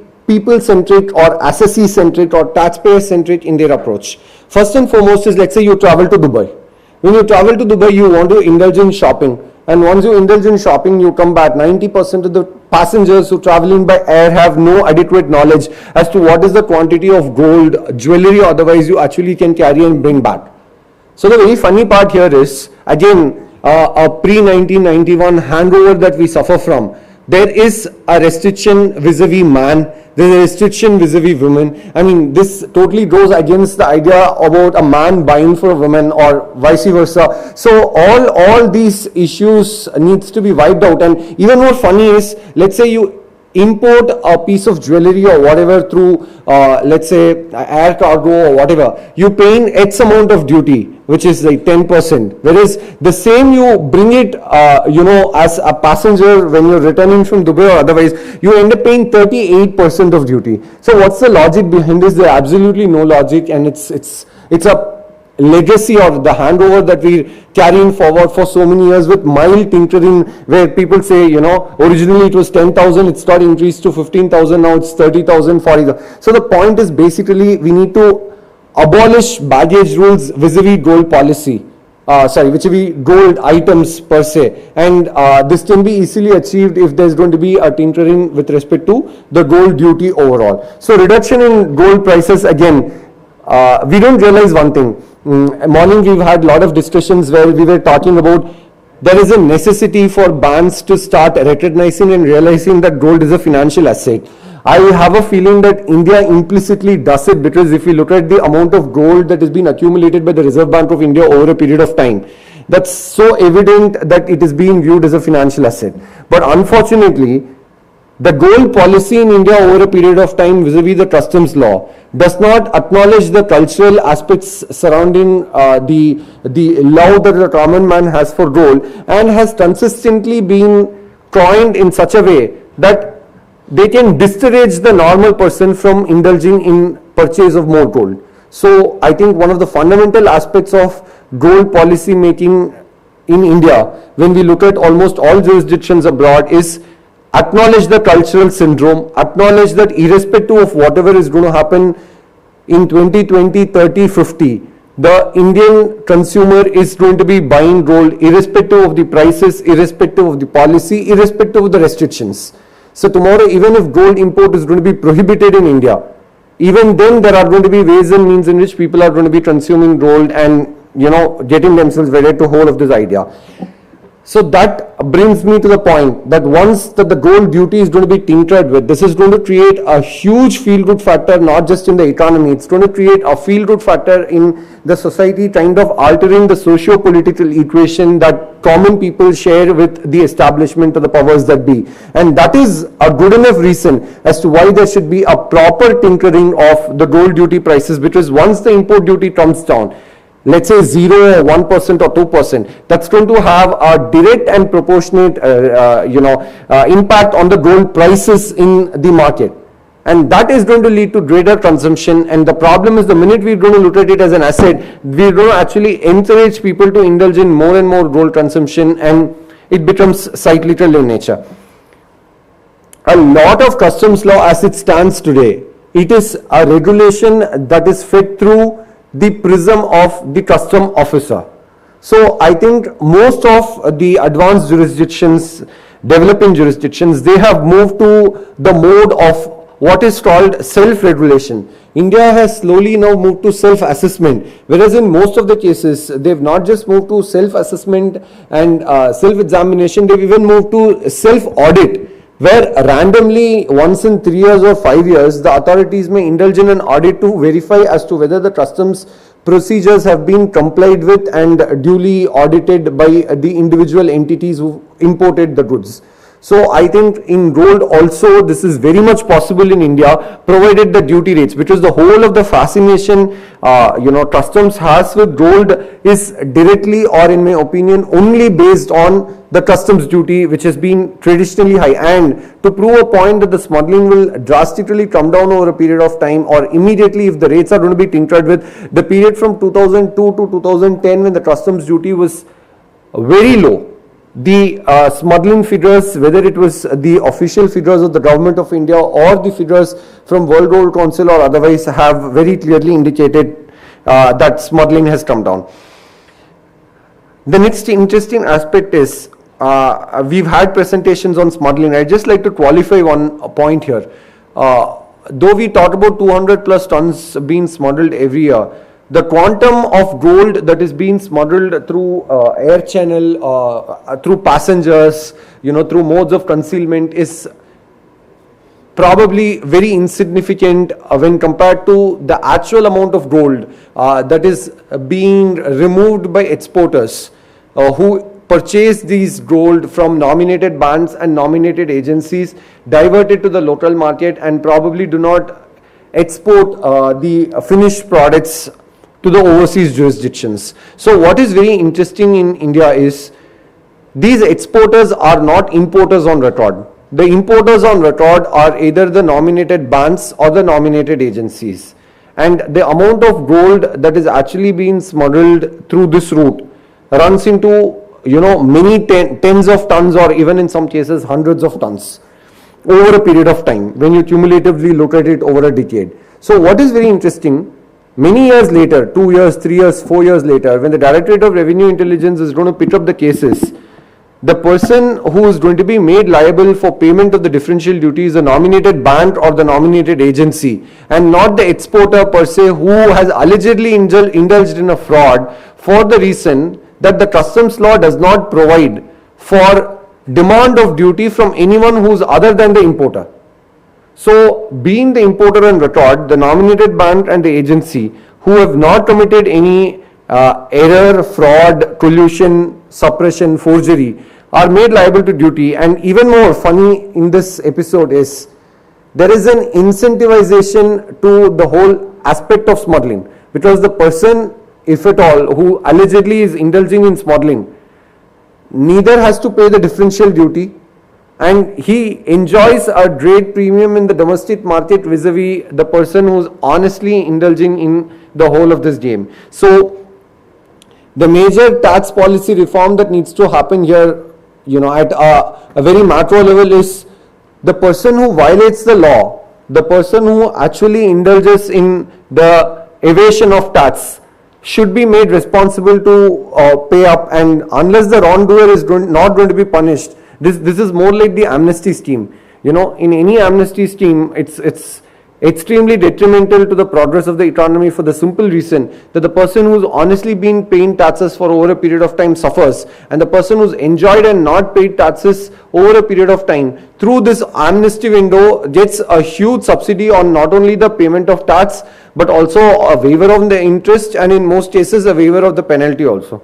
So now we move to the third and the last aspect of the policy correction that is being proposed, which is the customs law when is being amended, and the gold policy vis-a-vis the customs law when we are going to be legislating either through the law or the delegated policy making, should look at the big picture policy only and not otherwise. There's a lot of thought that's happened on the Vattan report, which was submitted by the Niti Aayog, where they've actually spoken a lot about creation of a gold board of India. So the idea of a gold board, though they've not gone into the details, I think it would be a great idea for the simple reason that it provides single window solution to all issues pertaining to gold policy, which at present is lacking, because at one end you have the Commerce Ministry, at one side you have the Reserve Bank of India, then you have Customs, then you have DEA dealing with Department of Economic Affairs dealing with some of the policies, then under Commerce you have DGFT, you have SEZ, and there's Consumer Affairs, now you've got Hallmarking, so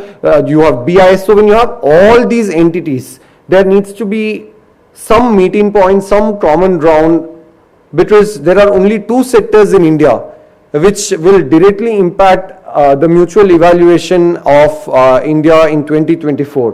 One is the real estate sector, and the second is the precious gems and jewelry sector. So unless there's going to be some sincere and serious progress we're going to make, the probability of India landing in the grey list is very high, and if that happens, the repercussions will be very severe for a lot of issues.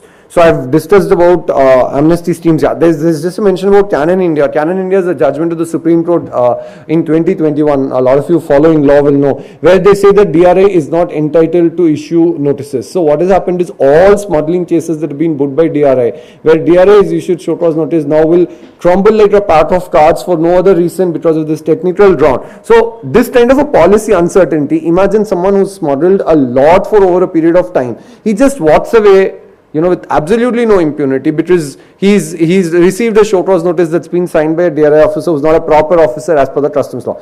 This not just hurts the economy and, you know, promotes all these people indulging in smuggling, but this is so detrimental to the people who've been following the law philosophically, again speaking about incentivizing the person who wants to indulge in honest business, who wants to pay the taxes honestly. Unless that is going to be done and that is going to be pushed as a policy by the establishment, we're not going to be moving forward in fixing the larger issues.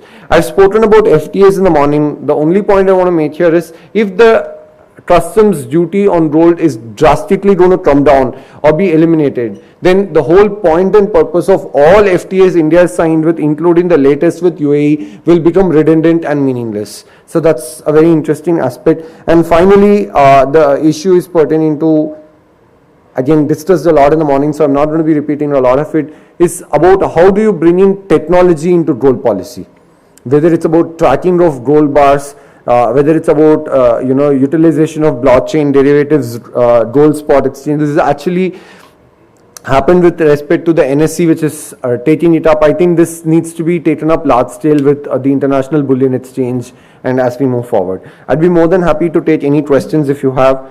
I'm wrapping up otherwise.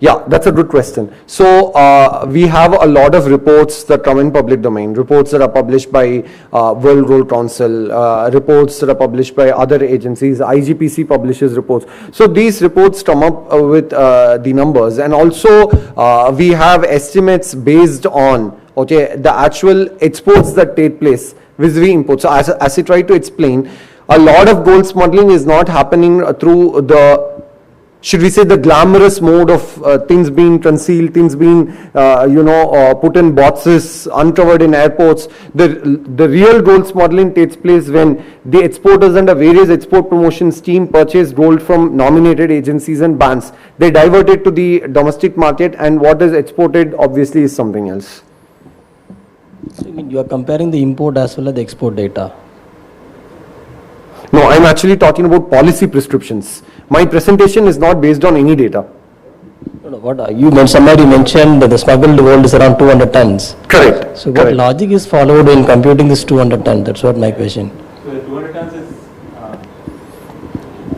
how we compute, how we arrive at this 200 tons. Yes. When I was compiling this data, Chirag is not around, right? Chirag is just outside. So in the past, when I used to compile the smuggling data, we typically talk to smugglers in India, and also, but then most of the information what we get is from the suppliers, international suppliers, because for them it is an official business that they are doing, and they get to inform us on what is the weekly movement from their country. So some of those countries which are covered by analysts across, through that we compile those data. So that's how the estimates are arrived at. And that's why you don't have a source. We don't have it. That's I think not a hard number there. It's yeah. It's hardly 2%. And that's been even talked about in public domain as well by some of the senior customs officials. They capture only about 2%. Not only in India, even in the world it is 2% only. Seized gold is only 2%. There's going to be hardly any customs duty in most of the jurisdictions, and there's hardly going to be any spot. No, okay, let's talk the case of Japan. Correct, but that's not the rule. That's an exception. Yeah. See, you mentioned that. Hello. Yeah, you're audible. Please go on. You mentioned that exporters, getting gold under various export promotion schemes, they divert that gold Allegedly, yes. And can you please elaborate like how they do it, or what is the quantum of, what would be the quantum if you have some details? No, the quantum is very high. Yeah. Yeah, sure. So just a correction that this data has no, the statement which he made was not data based and all. This is based on certain circumstances and all, where this conclusion has been drawn. But the thing is that the modus operandi which he tried to highlight there, that exists based on the surveys done by, or the investigations done by DRI. When I was part of a nominated bank, we have also faced these kinds of investigations, whereas we were never like into any kind of a connivance with the exporters. So you can't rule out those things happening. But yes, of course, there is no data, and it's not that 100% of trade happens that way. Plus, if there is any data given by somebody, the first duty of any regulatory authority is to reconcile that data. If it has been mentioned that the duty which the country has collected on the imports is less than what it should have come, like if it's a simple calculation, 12.5% duty on the imports. So if you have 1,000 tons of imports, you can calculate the duty, and if out of that 100 tons is towards the export, so on 900 tons the duty should have been collected. But if there is a shortfall of 200 kgs, somebody should or 200 tons, somebody should investigate that. See, but duty sort of, see, in gold, as the bankers have said, and as in the morning session it was said, the moment goods arrive and are cleared, duty is paid. So duty. No, I think there's a qualification. Harish. So there is, as I said, the exporters get. See, the nominated banks and the nominated agencies. I'll get to that, the hard numbers. So we looked at the numbers that was published by DRI from 2018, where they gave the the duty collection data. So it was in the range of 8,000 crores to 14,000 crores that were collected over the last 4-5 years. And we also looked at the DGCIS numbers. DGCIS reported what has been the total exports, total bullion imports, and the total exports in jewelry. In 713, all the scores were taken. Now, from as Harish was mentioning, from the duty we calculated what should have been the imports for domestic consumption. That's the most logical way, and from that you subtract the total value that has been reported by DGCIS. Okay, so what we're actually talking about are the numbers that's published by DGCIS and customs. So if that's missing, then the export is not matching. No, so what I mean to say is it's quite eye-opening, and it needs. Yeah, and what we publish is 1 lakh crores. Sudesh, to just qualify, his question was the gold is cleared on payment of duty. Sir, to just qualify that further, when a nominated bank or agency is actually importing gold for supply to an exporter under an export promotion scheme, the gold is cleared under a guarantee and a bond. So there is actually no payment. And the strange part, because you asked, I'll just take 2 sentences to explain. The strange part is once the nominated agency gives it to the exporter exports it. The shipping bill certified by the customs at export is provided to the customs at import by the nominated agency, and the bank guarantee is released. But DRI comes into picture 2, 3, 4 years later, or sometimes even close to 5 years later, and that's the very strange part. The professor who actually gave the smuggling data pertaining to DRI 2018 to 21, the seizure data does not include any of this, because DRI cannot seize any of this gold. All this gold is drawn into the market, it's processed, absorbed, digested and gone. So these are all paper notices which are running into hundreds of crores where litigation will not sustain. I hope I am clear. So just to add to what Arjun mentioned, the duty exemption that is given at the time of importation is squared off against the EP copy of the trade. So EP copy is always correlated with the number of kilos and not exactly the caratage or what exactly other than gold that is there in that export commodity. So those challenges, but to a great extent, it is matched with the quantity. That can't happen without the connivance. That's a different aspect altogether. That is not diversion. I will not say that. No, so I tell you the difference is like when you are importing gold through the nominated agencies. So nominated agencies are highly regulated entities. Let me tell you. Yeah, so they are audited by RBI as well. So there are pre-shipment and post-shipment requirements which they have to comply with. If there are any bonds outstanding or whatever bonds they have submitted to the customs, if there are any of those bonds outstanding in their books, their auditors ask them because they are shown as under contingent liabilities. So auditors ask them, they have to comment upon that, on what account these bonds are outstanding. So they actually take an effort to go to the custom authorities, deal with them, liaise with them, and get those bonds cleared. You must have seen that exercise which we had done in Delhi. And so similarly, but when the same thing has to be done by, let's say, a government agency, do you have the government agencies, do they have this kind of an infrastructure to really look into these matters? On each bill-wise statement, reconciling it with the each import which is happening, there could be a 25 kgs shipment which could have come, and then against that 25 kgs there could be maybe 500 deliveries made, and on those 500 deliveries you have to collect those 500 invoices to ensure that whatever was imported, the gold component of that has been exported and it matches with the invoices which have been submitted. Post that has to be done within 3 months. Okay, after that, within 6 months, that money has to be remitted back to India. Has that come? Because bankers have the bandwidth to check that.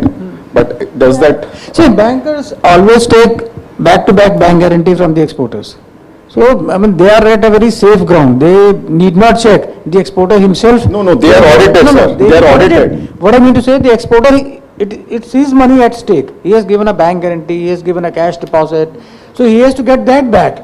So, it is his not only responsibility, but it is in his interest. So it's to safeguard actually, because they have given them a facility. How can there be a loss on that account? I fail to understand that. There is no loss. It's a loss to the exchequer, not to the banks. How the exchequer's duties का पैसा उसके पास में है? किसके पास है? So the bank guarantee gets released, no? No, they don't release. They release after the money has come. I think you've misunderstood my money's bank guarantee or the amount of duty safety which they keep is released after a long time after the money has been realized by the exporters. Sudesh, we should have had a panel discussion on this. Sir, that is precisely why there is a parallel economy for the 200 metric ton or whatever metric ton that has been smuggled, right? That is why, because the money does come through officials.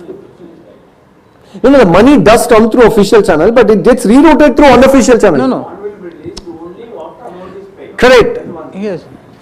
Getting gold for export is a big hassle from any agency. Sir, there is a 10% or 12%. The money comes in, you say. Okay. Then the export is complete. The bank guarantee gets released, and this money can go out also. That's why that's a parallel economy that's functioning for. We need next time you please keep a separate session for us. We're glad that this topic attracted. Why? Let everybody know what is happening.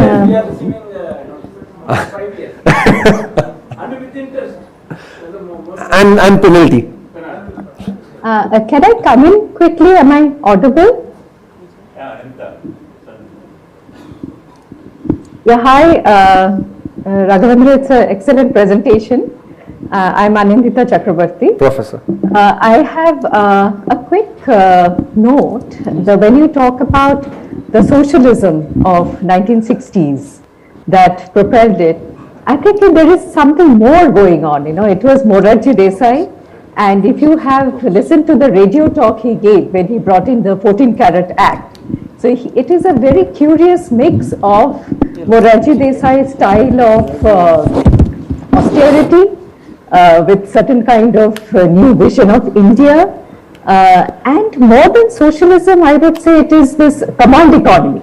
The state has to come in and control.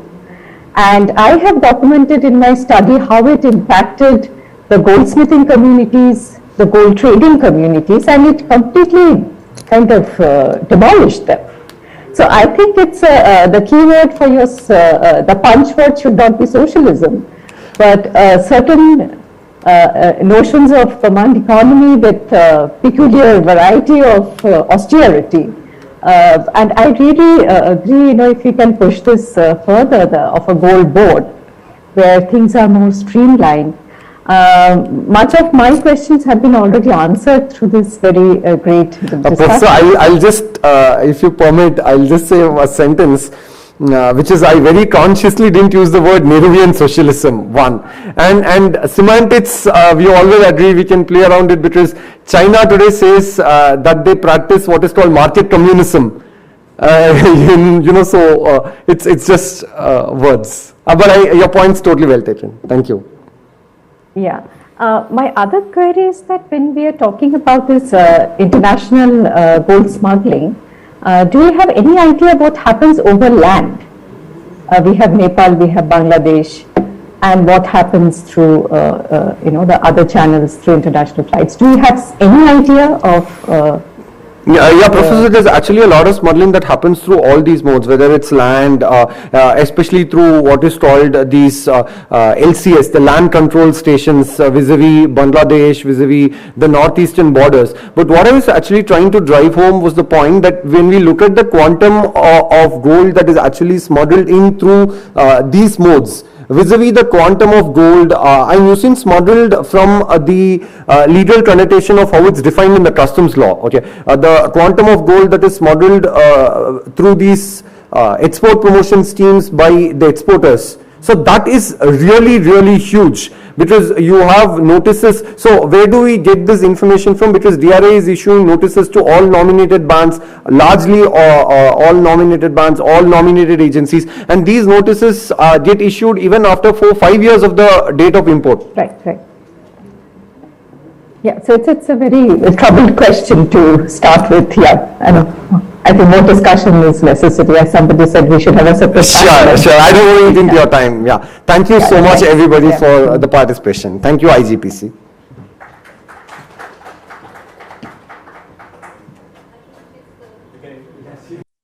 So I think you've already all met Professor Anindita Chakrabarti from IIT Kanpur. She's just joined us online. And Dr. Shriram Venkataraman is the co-author with her. She's going to present a paper on God's Wealth, Monetized Gold and Cultural Policy, Insights from the Case of Padmanabhaswamy Temple in Kerala.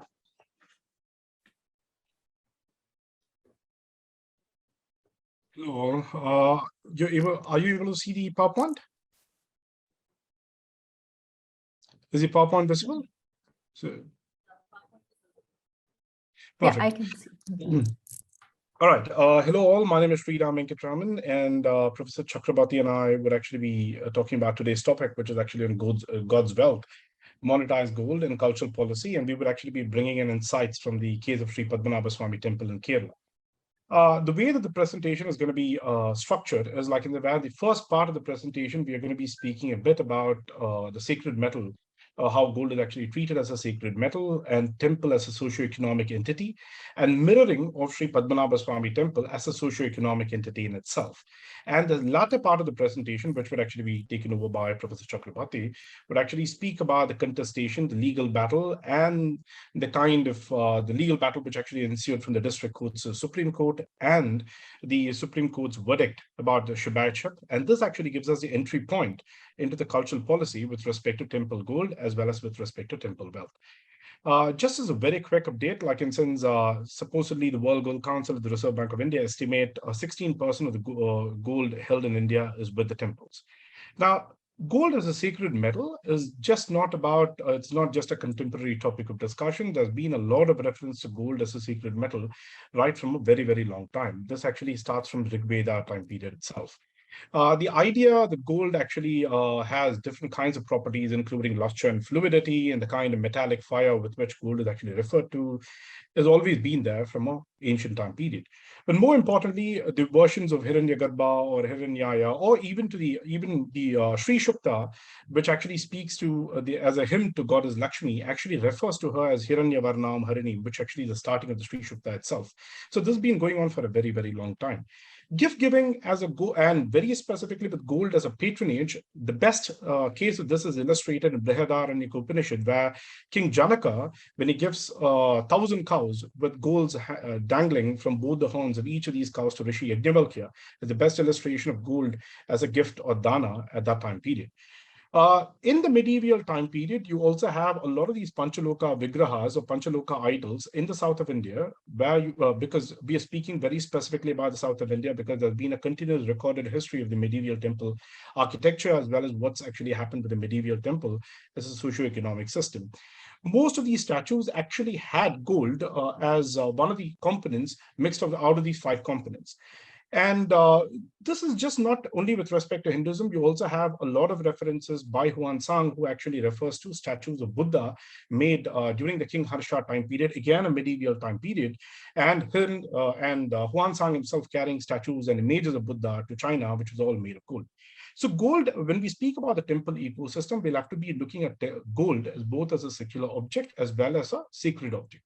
We'll actually speak to what was considered sacred within the temple ecosystem when it actually relates to gold, and what was considered as secular.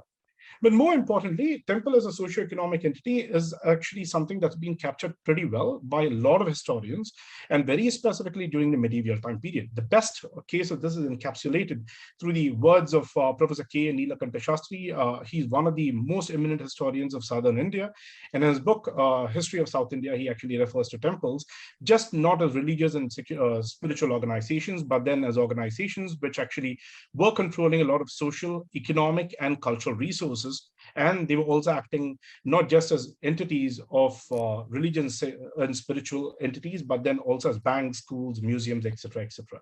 So it was actually considered as a socio-economic entity or as a socio-economic organization. Now, why does this actually happen? This actually happened during the medieval period. You also had a lot of these political consolidation strategies that were actually happening, and then with a lot of local allies to actually bind their agreement, there were lots of kings who actually used temples as local consolidation strategies. Of course, there were other reasons as well, but then this was also one of the major reasons. They actually became miniature city-like structures, city-like spaces, and they also became spatial nodes. If you actually look at them as networks, they also became spatial nodes and institutional actors through which there were a lot of redistribution and distribution of economic, social, and cultural resources that actually took place. Now, how did temples accommodate, let's say, accumulate so much of social as well as economic and cultural resources? They took on various forms.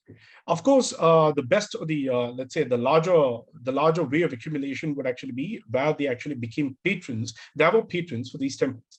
The largest patrons actually were the royals and the family members of the royals. This was actually, and there were different kinds of patronages. We'll actually get to that in a second. But then, like in the royals, other than the royals and the ministers in this administration, just like what you actually have a social responsibility right now, there were lots of traders, there were lots of merchants and lots of merchant guilds, and not just from within the local community or from within the larger community. Even those people who were importing and exporting, they were also contributing as patrons to these temples' resources.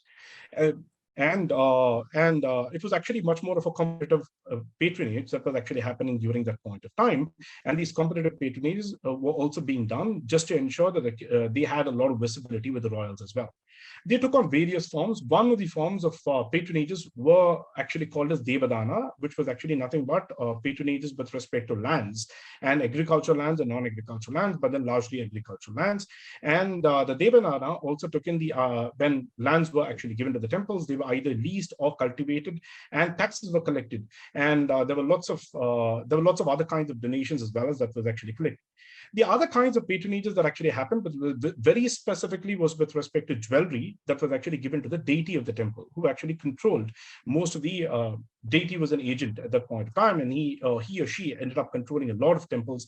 They actually controlled the entire temple's infrastructure as well.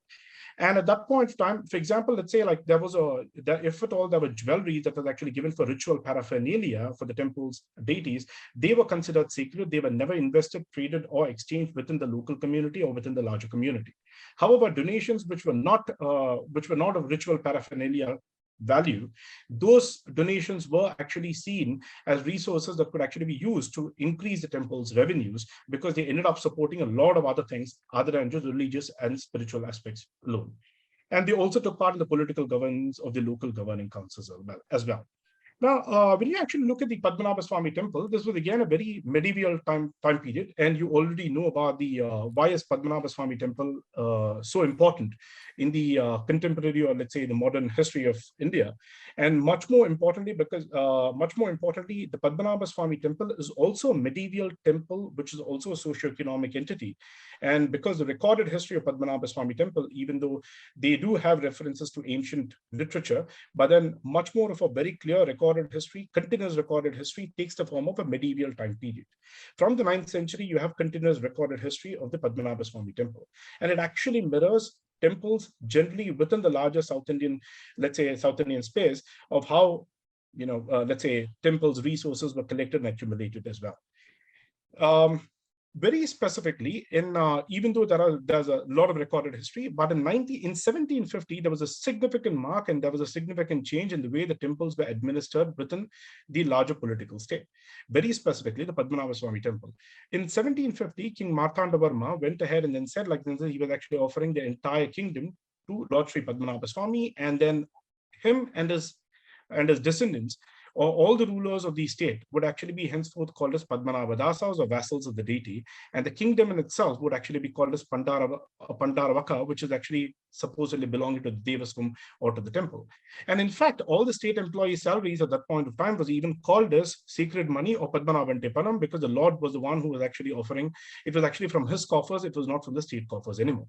When you actually look at the recorded history of how the wealth actually got accumulated at Padmanabhaswamy temple, you would actually end up seeing that they were exactly mirroring this, the typical wealth accumulation strategy of a lot of the South Indian temple ecosystem at that point of time. And these are just examples of recorded history from 1469 onwards, how things actually happened. But in 1949 is when the actual contention and the problem with respect to Padmanabhaswamy temple starts off. In 1949, the last Maharaja of Travancore, Chitrahitirunal Balarama Verma, insists of signing an agreement to accession to the Indian Union, that the temple be vested in trust to the ruler of Travancore, right? And just for you to understand the political history at that point of time, even though in 1949, he actually ended up signing the agreement, in 1971, the privy purses and everything else to the erstwhile rulers of the Indian state was actually abolished. And in 1993, the Supreme Court went ahead and then upheld as an amendment. You actually end up seeing in 2007, there was a huge case of litigation that was actually, let's say the smoke was already there, and then lots of discussions were already going on. But in 2007, you end up seeing that there was a litigation filed, which actually challenged the ownership and the control of the temple and its wealth by the royalty. And this was actually filed by the local residents, the temple union, as well as the devotees in the lower court. And the litigation between 2007 and 2011 were in the district courts, and then it actually moved on to the High Court. There were 6 walls of contention, as well as there were 2 more spaces of economic contention as well. The wall that you see on your left with the 2 snakes is actually wall B. Supposedly, that's a wall B guarded by snakes. And this is actually the rumor that actually spreads around, or at least it used to spread around, that if you actually, the lever for the vault was actually jammed and you couldn't open this vault. And the rumor that actually spread around was, if you actually ended up opening this vault, that would be bad, that would be a huge catastrophe that actually befalls the kingdom as well as the nation state, that is India. So the vault, right from vault A to vault F, all the other walls were actually opened, and things were actually recorded what was within each of these vaults. But what is a very, very important aspect out here to understand is, like, in sense, the idea that all the temple wealth is actually sacred, it should not be spent for the secular or the state affairs, was something that was already let's say, challenged by the state itself. This was not right now in the recent history, but then in 1908 as well as in 1931, there's a recorded history by Emily Gilchrist who actually says the temple walls have already been opened, given that the Lord is the owner of the state, as well as he is the one who actually controls the kingdom, and the wealth from these walls have already been used for the nation state or for the state affairs. Now, right now, with all of these things going on, if you actually get to the temple, you would actually end up seeing the recent visit would actually tell you there are lots of security blankets, CCTV cameras, and everything else, and the temple is actually safeguarded. You could just go onto YouTube as well as watch, where you're not even allowed to photograph right from where the temple, you're not even allowed to photograph anything from where the temple's entry starts. Having one last point before I leave it off to Anindita to take the legal aspects of this forward, is that the last rule of Travancore died when the case was still pending in the court and he was still managing the temple until his death. So as a vassal of the Lord Padmanabha. I'll pass it on to Anindita, who would actually take this off forward.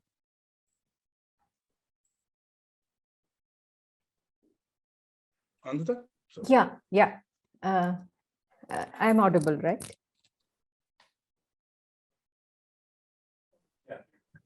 Yeah. Yes. Yeah. So the way we have envisaged this paper is to bring forward some of these. As you know, this is a live wire issue when you're talking about temple and gold monetization, temple's wealth. So we are just laying bare some of the legal and historical dimensions of this case.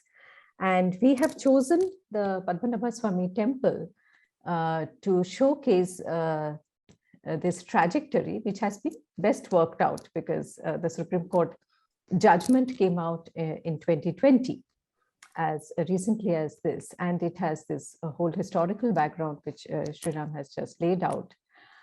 So what is very important for the sake of being on time, I will touch upon the major flow of the case, that how public perception and the legal status of religion and temple, these have been the key issues to understand the issue of temple gold. So we see that there is the accession of the state of Travancore was based on the fact that the royal family will continue to control the temple. It will not come under the Devaswam board, which controls the other temples of the state of Kerala. So this was one of the basic conditions. But you see that there was one incident where in a report, the king made the statement that he's the owner of, because he wanted to make an inventory, and he made a statement that as a royal family, they have the right to the gold. And that snowballed into a massive court case that displeased a section of the devotees and temple workers. And it became a public interest litigation who wanted to transfer the control of the temple from the royal family to the state government. Yeah, the next slide, Shriram.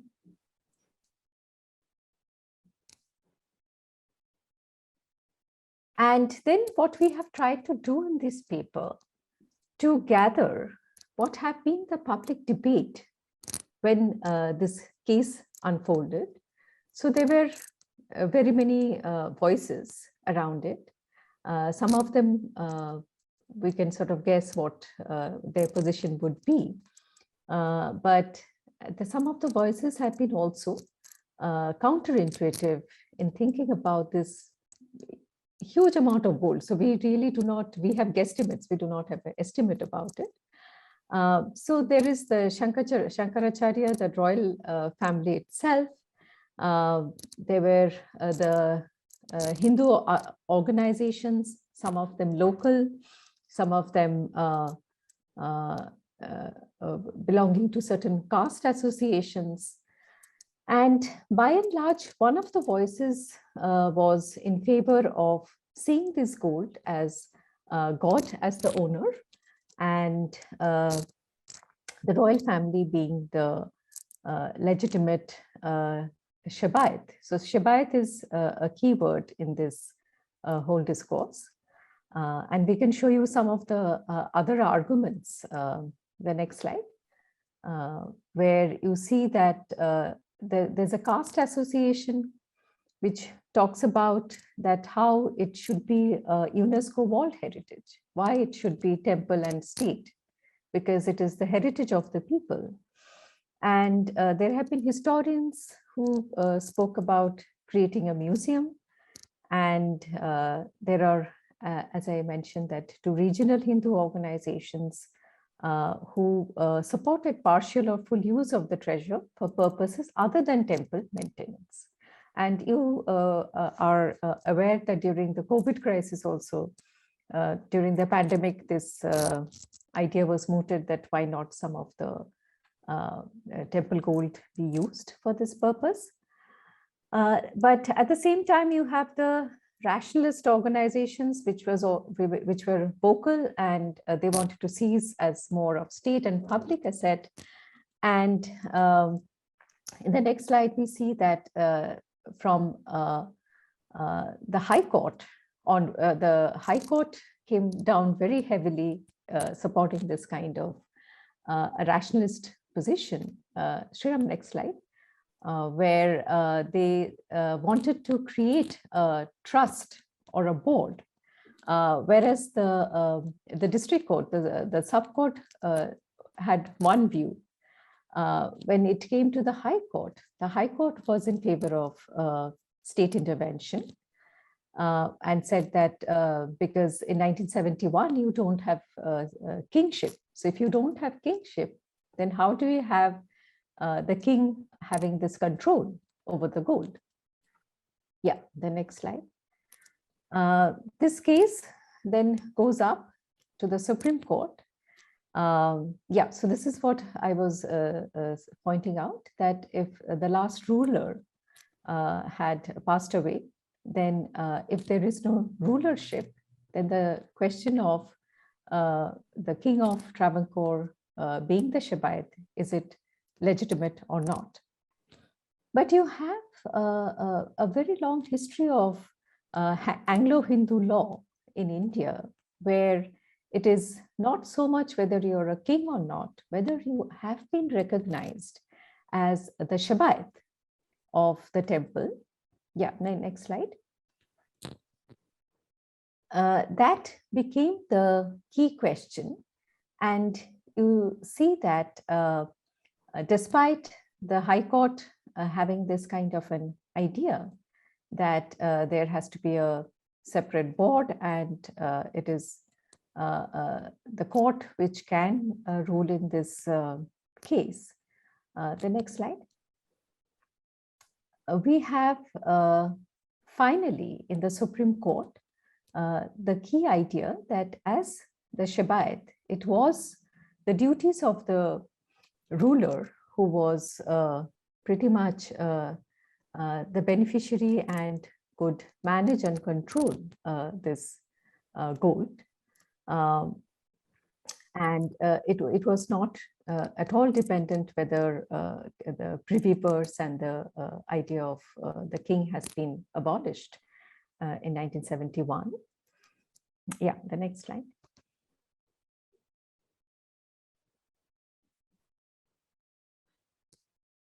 The next slide, yeah. So here we have seen some of the debates, and this is what our work entails, that how do we get at the different voices of the stakeholders.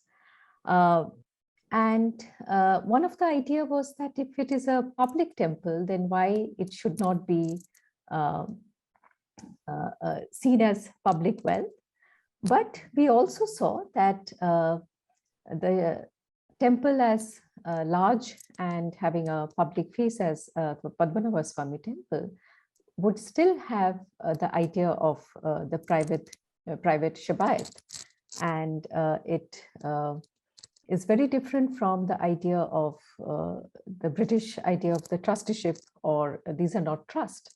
These are based on a much further, deeper religio-cultural practices. And yeah, the next slide.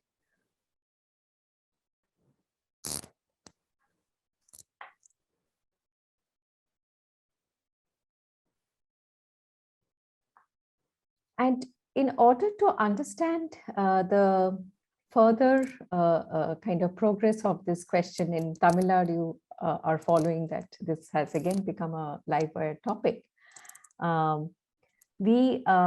What we are trying to do in this paper is to understand the legal trajectory now, because it has gone from the district court to the through a public interest litigation to the Supreme Court, the legal integrity of the temple gold and its beneficiary. And we feel that we'll have a better idea if in any way the question of monetization is raised to know this legal trajectory.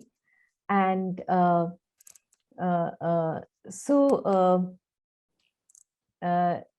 as we spoke in the first part of the presentation, that there have been two types of gold. So the alankara, which belongs to the idol, to the vigraha, it has very different kind of religious and spiritual symbolism, which cannot be touched. But as a larger body, do we then get other idea of the temple gold and its possession? The next slide.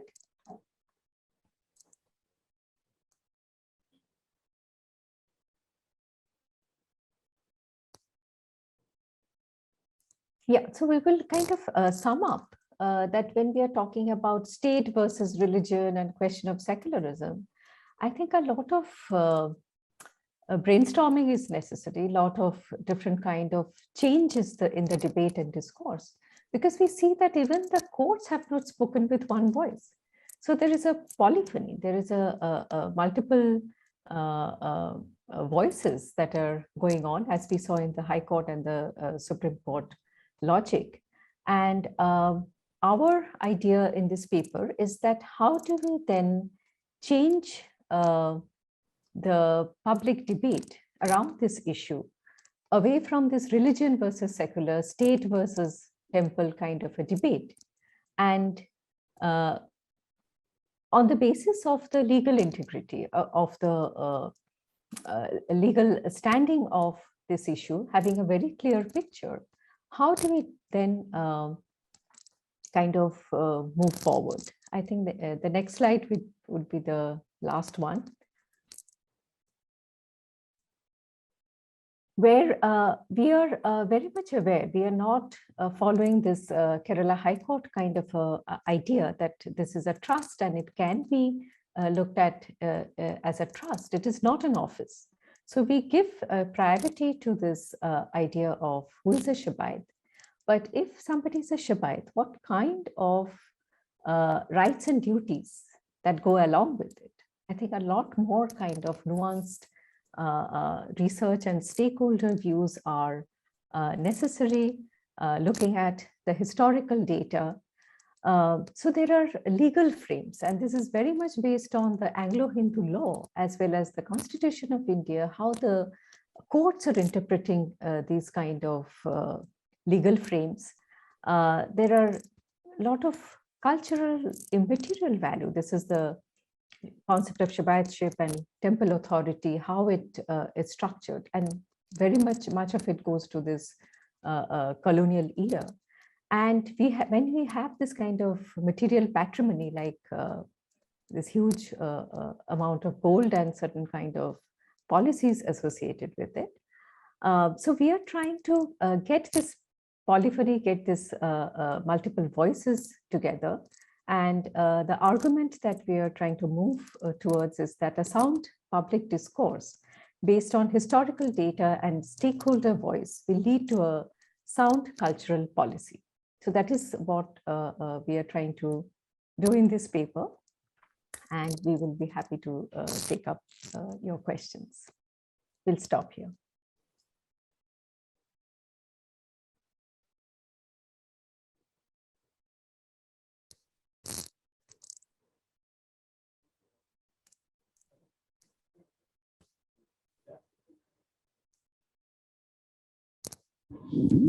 It would be more interesting if you could explain further on how you went about getting those information, because I know it, the kind of research you have done to get all this information. So it would be good if you can explain on that. Shriram, want to explain how you went about collecting this information? The historical information, you mean, like in sense? Okay. Yeah, I know that you referred quite a lot of, reached out to various libraries which are usually not easily available, and books that's not easily accessible for getting into this work. So yeah. So Professor Anindita Chakrabarti and I, first of all, when we decided to do this, I think the first place of reference that both of us felt was needed was the interlogical works, right? So, and then when we started looking at interlogical work, one thing that was actually very clear was, like, in sense, because of various reasons, like the northern, we had to look at continuous history of temple architecture as well as temple as an ecosystem. Right from the, let's say, the 4th, 5th, and 6th century AD, very specifically the medieval time period. And at that point of time, one thing that was actually coming out over and over and over again, one thing that actually stood out was the Chola architecture, which was, like, in Sindh, and the most very well recorded historical, let's say, like in the historical aspect in the medieval time period was actually from the Cholas. So we started off with the Cholas, and then we went about in both the directions. So right from Cholas, like, for example, Neelakanta Shastri and Iyengar, who actually have written a lot about Cholas, we started off from there. And from there on, we actually branched into other aspects as well. For example, let's say from Cholas, we actually moved on to Pandyas and everyone else. And that's where the Cheras as well, where the Padmanabha Swami temple and everything else comes in. And in this direction, we actually moved into, because there were lots of references to Bhakti literature, Bhakti movement and everything else that actually had started off in medieval India during that period as well. And that is how we actually started going in both the directions to actually end up collecting these resources. None of these resources, for example, let's say, like in the north of India, you actually have these traveler documents. For example, Huan Sang's reference to, let's say, like a lot of references with respect to Buddhist literature is always available. But then in south of India is where you actually find references to temples very specifically. And temple construction, it actually became very, very competitive only during the medieval time period, because it was actually much more of a political consolidation strategy as well. And everything was recorded through inscriptions and everything else. So that's how we started, because one thing that actually stood out very clearly was the Chola time period. And from there on, we actually moved in both the directions towards the 4th, 5th, and 6th century, as well as in the other direction towards, like, after the 10th, 12th, and 13th century. So what did happen to these temples? So that's how we actually went about in both the directions. And fortunately or unfortunately, it's only the interlogical work that actually has a lot of these references. And you also end up finding that most of this interlogical work is actually, other than Radha Kumud Mukherjee and I think probably Gurukul and let's say Romila Thapa's work, as well as works of I think Iyengar and Iyengar and Neelakanta Shastri and all these kinds of, and Jadunath Sarkar, who actually speaks a lot about Neelakanta Shastri's work. There's not been much of this one. And also, just to also let you know, there are lots of inscriptions, the Chola inscriptions and everything else, as well as inscriptions recorded by certain mathas, which were like religious organizations, public charitable organizations, which actually had, for example, the Sringeri Mata records history right from, let's say, like right from the 13th century onwards. And they've actually brought about a book which actually speaks about every single donation that's actually come to them, including the donations from Tipu Sultan and everyone else. So these were the inscriptions that we actually ended up looking into. So it's a bit of archaeological work as well as interlogical work, and we combined everything together. And so I think when Professor Chakrabarti and I started off this work, we decided on where we would start off from and how we would actually branch. And of course, Padmanabha Swami, I think, by the way, like there's a lot of manuscripts which has not been, it's actually been written, but then it's not been translated. It's not actually seen the, let's say, like it's always in the Manipravalam language, which is actually a mix of Sanskrit as well as in Malayalam. It's not been translated back into English. So that's, and then lots of these manuscripts that lie in the Kerala archives as well. So, but the information that we have actually done this. There's so much more that needs to be collected as well. So. Thank you.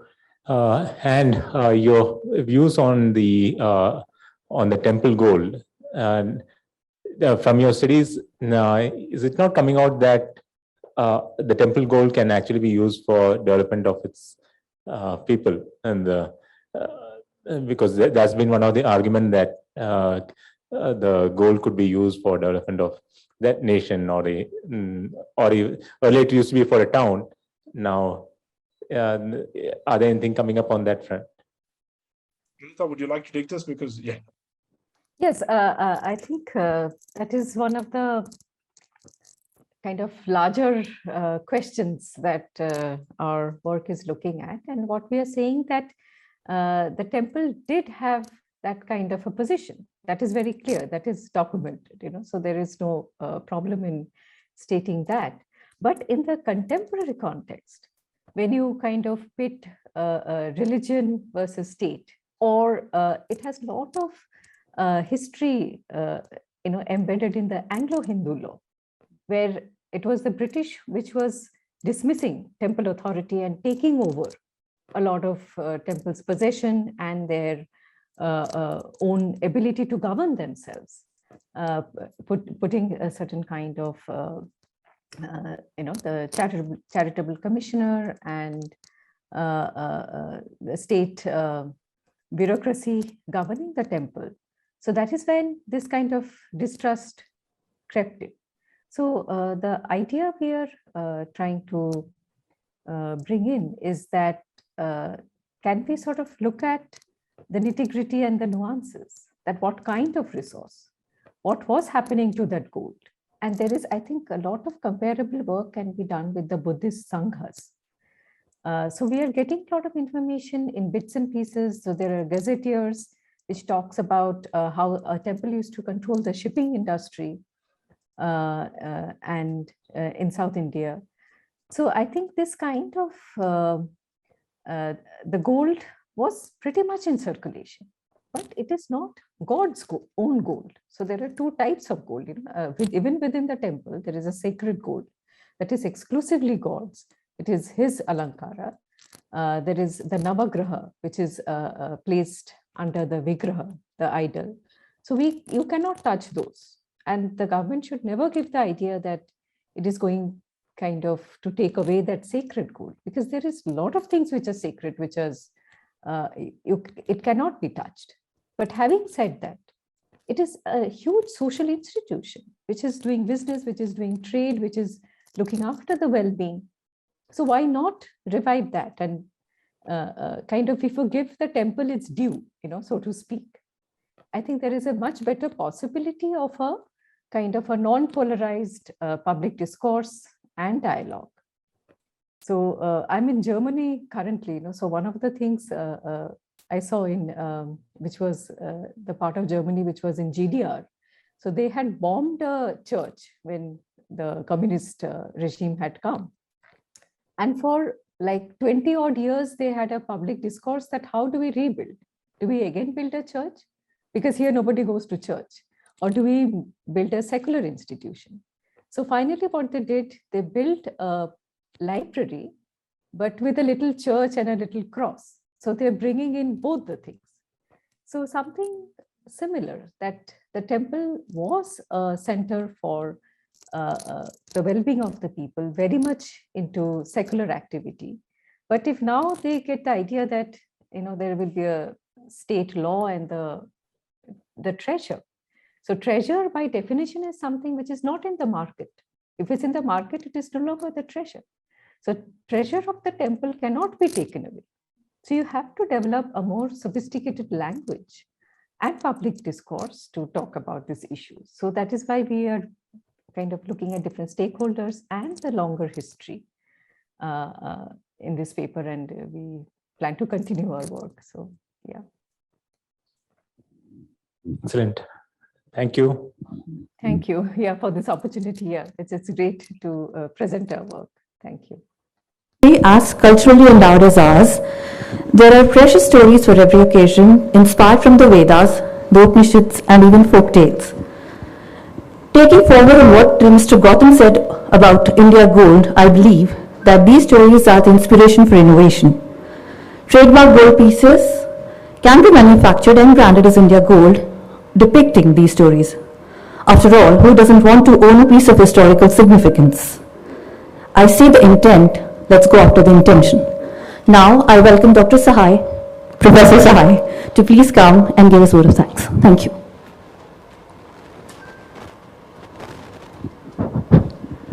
So this brings us to the end of our 5th edition of the conference. I'm